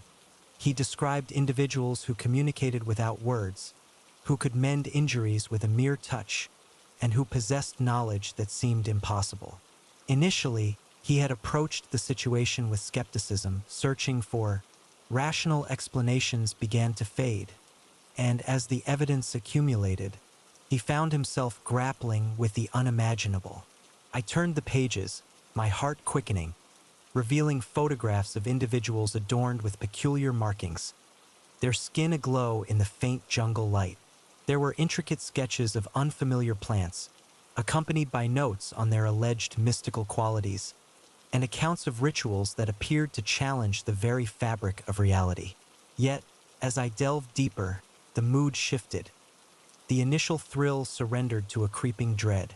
The final entries were penned in haste, a palpable urgency in each word. Professor Richard Montgomery's handwriting danced across the page, almost frantic, as he recounted tales of being followed and strange accidents that felt too coincidental to ignore. The final page ended abruptly mid-sentence, as if he had been interrupted by an unseen force. I set the notebook down, my hands trembling, grappling with the unsettling thought that this couldn't be real. It had to be some elaborate fiction, perhaps research for a novel.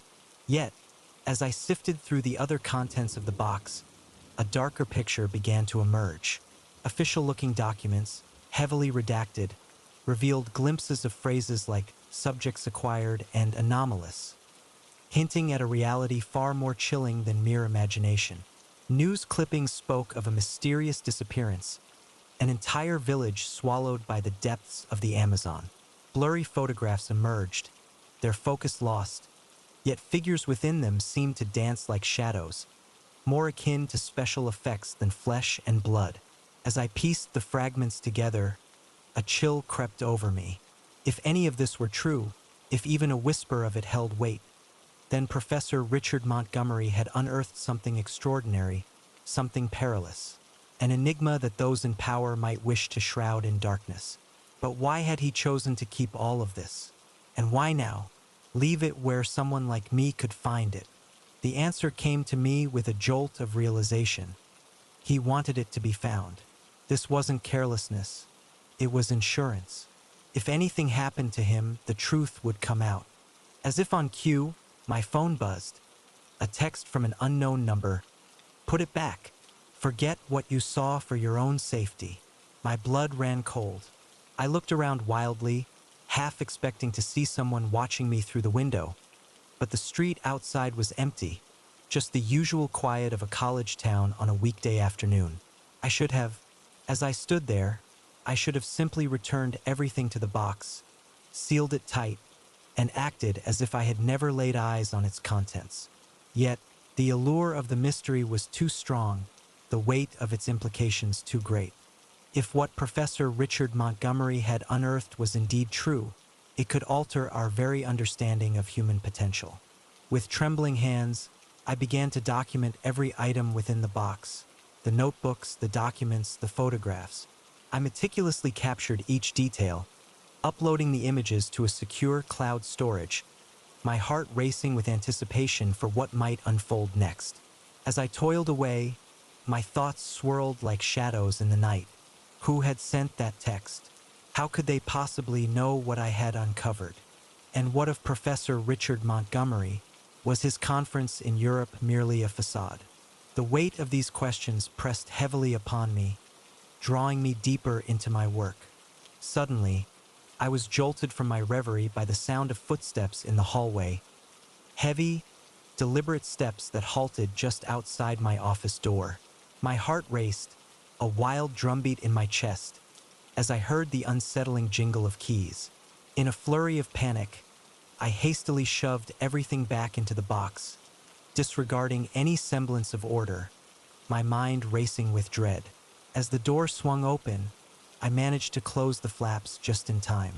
Two men in dark suits stood before me, their expressions grim and foreboding. It was evident they were not from Universal City Security. One of them stepped forward, his hand reaching into his jacket. "Miss Thompson," he said, his voice cold and professional. "We need you to come with us." I backed away, my mind whirling with questions. How did they know my name? What did they want? Yet, deep down, I understood the answers. They were here for the box, for the secrets it held within. "I know what you're talking about," I said, striving to maintain a calm tone. "I'm just here to water the plants." The man's expression remained unchanged. "Please don't make this difficult. We have some questions about your recent discoveries." I glanced at the window, weighing my options. We were only on the second floor. If I could just... The man seemed to sense my thoughts, moving with unexpected swiftness to block my escape. "That would be unwise, Miss Thompson. We're not here to hurt you. We just want to..." Words hung in the air, yet the glint in his eyes whispered that conversation was far from their intentions. Whatever Professor Richard Montgomery had unearthed, whatever mysteries lay within that box, these men were determined to keep it hidden. In that fleeting moment, a resolve took hold of me. I could not allow this to conclude here, nor let the truth be muffled. With a surge of adrenaline, I seized the box and flung it towards the men, catching them off guard. In that instant, I slipped past them and into the hallway, my feet pounding against the floor as I raced down the stairs and burst out of the building, the shadows of the night trailing behind me. The shouts echoed behind me, accompanied by the relentless pounding of feet, yet I dared not glance back. I simply ran, my feet propelling me away from the campus and into the bustling streets of the town. As I slipped into an alley, seeking a moment to catch my breath, a realization washed over me. My life had irrevocably changed. I was now entwined in something far greater than I had ever envisioned, ensnared in a mystery that stretched across decades and continents. Though the box was no longer in my possession, I still held the photos, the knowledge, and a choice lay before me. I could attempt to erase everything I had witnessed. As I stood at the crossroads of my fate, I contemplated the path before me. I could retreat to the comfort of my normal life, pretending that the shadows of the past had not touched me, or I could choose to delve deeper into the mystery that Professor Richard Montgomery had woven. The sirens wailed in the distance, a haunting reminder of the urgency that surrounded me, while a black car glided ominously down the street. In that moment, clarity washed over me. I understood that this was merely the prologue. The true adventure, fraught with peril, lay ahead. With a final glance at the university, the place where my mundane existence had unraveled, I turned away and stepped into the labyrinth of city streets, ready to embrace whatever awaited me. What unfolded next was a journey I felt compelled to undertake, driven by my respect for Professor Richard Montgomery, the quest for truth, and the tantalizing secret that held the power to transform everything. The steady rhythm of my sneakers echoed against the pavement, the only sound piercing the eerie stillness of the park. Moonlight danced through the branches, casting elongated shadows that flickered across my path. It seemed like just another late-night run, or so I believed. Yet, as I rounded the bend by the old fountain, an unsettling chill crept down my spine. I sensed the presence of someone trailing behind me. Allow me to introduce myself. I'm Benjamin, a 32-year-old software engineer. Until tonight, I was just another fellow trying to keep fit with my nightly jogs. For years, I had been running the same route through Meadowbrook Park, even after the city had slashed the budget for park maintenance, leaving the place looking a bit worn. The solitude and the challenge of navigating the dimly lit paths had always drawn me in. But tonight felt different. From the moment I stepped into the park, an unsettling sensation washed over me, as if unseen eyes were watching. I tried to dismiss it at first, attributing it to, with the night air thick around me, the effects of too much caffeine and too little sleep began to blur the edges of reality. Then, the unmistakable sound of footsteps echoed behind me, a chilling reminder that my instincts had been whispering the truth all along. My heart raced as I quickened my pace, the footsteps mirroring my urgency. A fleeting glance over my shoulder revealed a dark figure lurking about 50 yards back, drawing closer with each passing moment. My mind raced, cataloging every detail of the park's layout. The main entrance felt like a distant dream, a mile away, while a side gate loomed closer in my thoughts. If only I could reach it in time. On a well-lit street, where late-night businesses still buzzed with life, I found myself veering off the main path, cutting across a grassy field toward the side gate. The damp grass was treacherous beneath my feet, and I nearly lost my balance more than once. Behind me, the sound of my pursuer crashing through the underbrush grew louder, no longer concerned with stealth. The side gate came into view, a welcome sight in the enveloping darkness. But as I drew closer, my heart sank. The gate was chained shut, a new padlock gleaming ominously in the moonlight. When had they done that? In my moment of desperation, the realization hit me hard. Hesitation filled the air as the footsteps behind me grew louder. I spun around, my back pressed against the gate, bracing myself to confront whoever was pursuing me. From the shadows, a figure emerged, and a jolt of recognition coursed through me. It was a man I had noticed lingering near the park entrance when I first began my run. Average height, unremarkable clothes, yet there was an intensity in his eyes that had unsettled me even then. "Whoa, easy there," he said, his voice surprisingly calm. "I'm not going to hurt you. I just want to talk." "Talk?" I panted, still struggling to catch my breath. Breathless, I found myself in a shadowy park, where he approached me, hands raised in a placating gesture. "I know how this looks," he said softly, "but I had to make sure you were alone. It's not safe out here, not with what's been happening." Confusion flickered through my fear as I asked, "What are you talking about? What's been happening?" He glanced around, his eyes darting, before leaning in closer. "The disappearances," he whispered. "3 people in the last month, all last seen in or near this park. The police are keeping it quiet, but something's going on here." There were murmurs, unsettling tales that drifted through the air like a chilling breeze. Whispers of people vanishing, yet no solid proof. Nothing to be found in the headlines. "How do you know about this?" I inquired, my caution battling with an insatiable curiosity.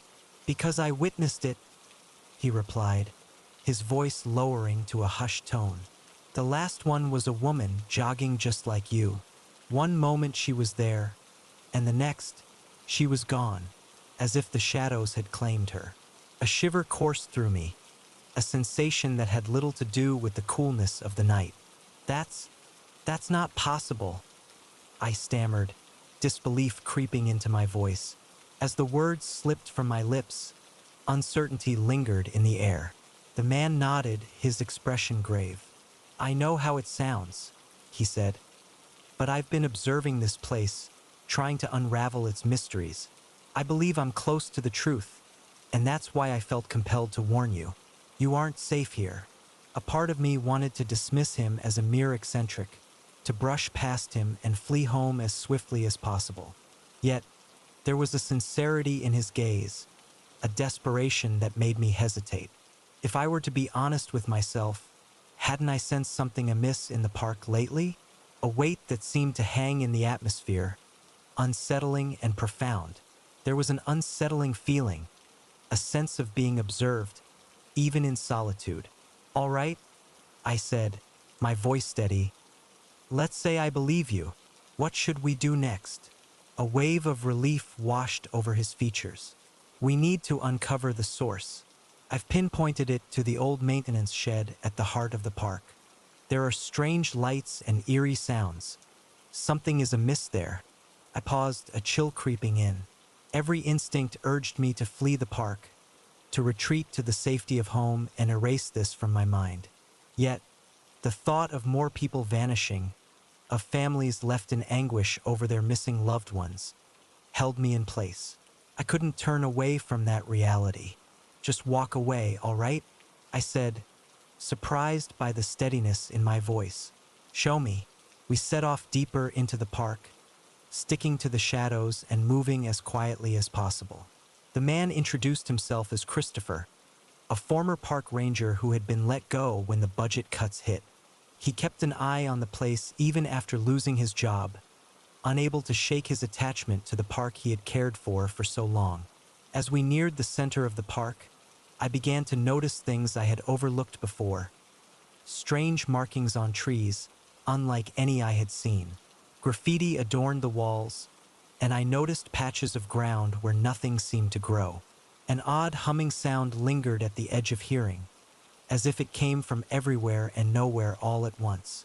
The maintenance shed loomed before us, a dilapidated structure that appeared untouched for years. Yet, as we drew closer, a faint light seeped out from beneath the door. Christopher placed a finger to his lips, gesturing for me to follow. We crept up to one of the grimy windows, and what I saw inside made my blood run cold. Of the shed had changed completely. The rusty tools and cobwebs I had anticipated were nowhere to be found. Instead, the space was alive with strange, pulsing machinery. At its center, a swirling vortex of light beckoned, resembling a tear in the very fabric of reality itself. Around it, shapes moved, forms that twisted and turned in ways that defied comprehension, making it difficult to gaze upon them directly. As I stood there, transfixed, one of these entities reached into the vortex and pulled something forth.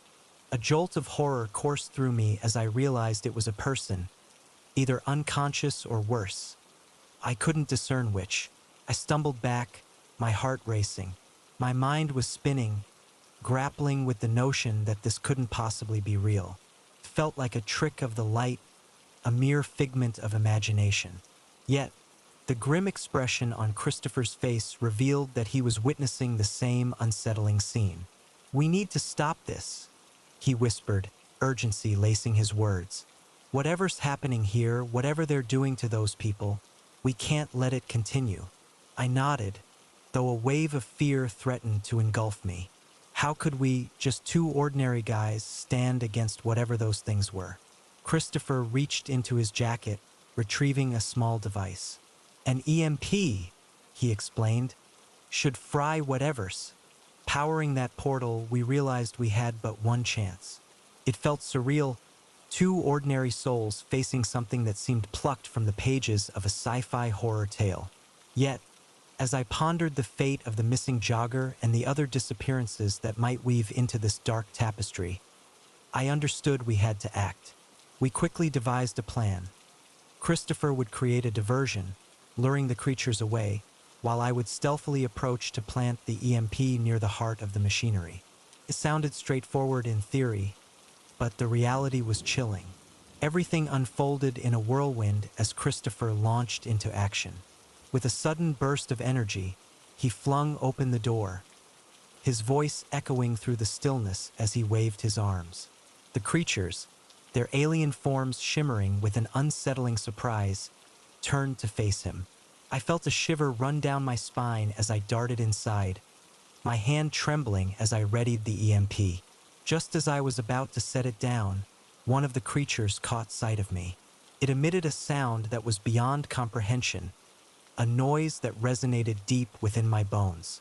In an instant, it lunged towards me with an impossible speed. I pressed the EMP against the nearest piece of equipment and hit the trigger. For a fleeting moment, silence enveloped us, but then the world erupted into chaos as the machine sparked and crackled around us, and sputtered, the air thick with the scent of ozone. The vortex began to fold in on itself, drawing everything nearby into its depths. The creatures let out piercing screeches, their shapes twisting and distorting as they were drawn into the closing portal. Christopher seized my arm, pulling me toward the door. We fled, not daring to glance back as the shed was consumed by a blinding light. The ground trembled beneath us, and I feared the entire park would be swallowed whole. Then, just as suddenly, it was over. We found ourselves sprawled on the ground. The grass seemed to sigh in relief as we moved away, leaving behind the maintenance shed, now a smoldering wreck. In the days that followed, a strange sense of normalcy settled over us, even as we grappled with the unsettling events. The police examined the shed, uncovering only traces of the fire, while the missing individuals gradually returned, bewildered yet unharmed, their memories shrouded in fog. Christopher and I would meet from time to time, attempting to unravel the mystery, but deep down we understood that some truths might remain forever elusive. In Meadowbrook Park, my nightly runs have transformed into something more profound. Each time I tie my sneakers, it feels as though I'm not merely exercising. I'm on a watchful patrol, scanning for the unusual. The truth has revealed itself to me. Our world holds mysteries and dangers beyond our comprehension. Sometimes, the thin line between our everyday lives and the lurking chaos is drawn by a jogger and an ex-park ranger armed with a homemade EMP. So, if you find yourself running under the moonlight and sense that you are being watched, heed that instinct. Instincts awaken in the stillness of the night, where shadows hold secrets untold. The sudden, sharp pop of a tire bursting shattered the tranquil silence, sending our car careening across the desolate highway. I gripped the steering wheel tightly, my knuckles pale from the strain, until we finally came to a halt on the gravel shoulder. The ensuing silence was profound, pierced only by our uneven breaths and the gentle tick-tick-tick of the cooling engine. "Is everyone okay?" I inquired softly, casting a glance at my wife, Madison, in the passenger seat, and our daughter, Sophie, nestled in the back. Nodding, shaken but unharmed, I stepped out of the car. The cool night air was a stark contrast to the stuffy interior. We were in the middle of nowhere, miles from the last town we passed through, and who knows how far from the next. The moon hung low and heavy in the sky, casting long shadows across the deserted landscape. As I inspected the shredded remains of our tire, a sense of unease began to creep over me. It was too quiet out here. No crickets chirping, no distant sounds of traffic, just an oppressive silence that seemed to press in from all around. As I pulled out my phone, I already anticipated the familiar sight. No signal, of course. "Looks like we're going to be here for a while," I said to Madison as I climbed back into the car. "I'll change the tire, but we should probably wait until morning to try and find help." She nodded, her face pale in the dim light. "I don't like it out here, Benjamin. Feels wrong." I understood her unease. There was something unsettling about this stretch of highway, a sensation that pricked at my nerves. Yet, I chose to set that feeling aside, concentrating instead on the task at hand. In the midst of our predicament, I reassured her, striving to project a confidence I didn't quite possess. "We'll be fine," I said, noting the supplies we had, water and some snacks. We would simply hunker down for the night and set out at dawn. As I began to change the tire, the familiar task worked to soothe my frayed nerves. The beam of my flashlight sliced through the enveloping darkness, revealing only the immediate surroundings of the car. Yet, beyond that small circle of light, the night loomed, thick and impenetrable. It was then that I noticed it, a pair of headlights flickering in the distance. As I approached slowly, a wave of relief washed over me. Another car meant help, or at least the possibility of it. But as the vehicle drew closer, that relief turned to unease. It was moving too slowly, almost cautiously, and there was something off about the headlights. They seemed too far apart, too high off the ground for a normal car. The vehicle came to a stop about 50 yards behind us. In the rearview mirror, I could just make out the outline of a large truck or van. The headlights stayed on, blinding in their intensity. "Benjamin," Madison's voice was tight with fear. "What's happening?" As I shook my head, attempting to maintain a sense of calm for both her and Sophie, I reassured myself that it was probably just someone stopping to lend a hand. I decided to investigate. However, as I stepped out of the car, an unsettling chill crept down my spine. The truck's engine had fallen silent, yet no one emerged. It remained there, headlights ablaze, like a predatory creature fixated on its unsuspecting prey. I took a few cautious steps toward it, raising my hand in a friendly wave. "Hello, we could use some help if you've got a moment," I called out. But there was no response, no movement, just the unwavering glare of those headlights. I was on the verge of... As we turned back to our car, a sound caught my attention. The creaking of a door opening and closing, followed by the crunch of footsteps on gravel. Yet, the space between the headlights remained shrouded in darkness, empty and foreboding. "Who's there?" I called out, my voice trembling, barely echoing in the vast stillness that enveloped us. The footsteps persisted, slow and deliberate, inching closer, but still, no figure emerged from the shadows. A wave of panic washed over me, and I dashed back to the car, nearly throwing myself into the de-rushing Waters' seat. "We need to go now," I urged, glancing at Madison, whose eyes were wide with fear. But then the realization struck. Our tire was flat. As I turned the key in the ignition, the engine sputtered, hesitating before it finally roared to life. I shifted the car into drive, the spare tire wobbling precariously behind us as we pulled away. In the rearview mirror, I caught sight of the truck's headlights swinging around, pursuing us with alarming speed. "Dad, what's happening?" Sophie's small voice trembled from the back seat, laced with fear. "It's okay, sweetheart," I reassured her, though my heart raced as I pushed our battered car to its limits. "We're just playing a game." In a little game of chase, the massive form of the truck loomed ever closer in my rearview mirror. The spare tire caused the car to pull to one side, demanding all my focus to keep us steady on the road. Suddenly, a new set of headlights emerged ahead, another truck identical to the one pursuing us, blocking our path. I muttered a curse under my breath, my mind racing for an escape route. There, a narrow dirt road branched off from the highway.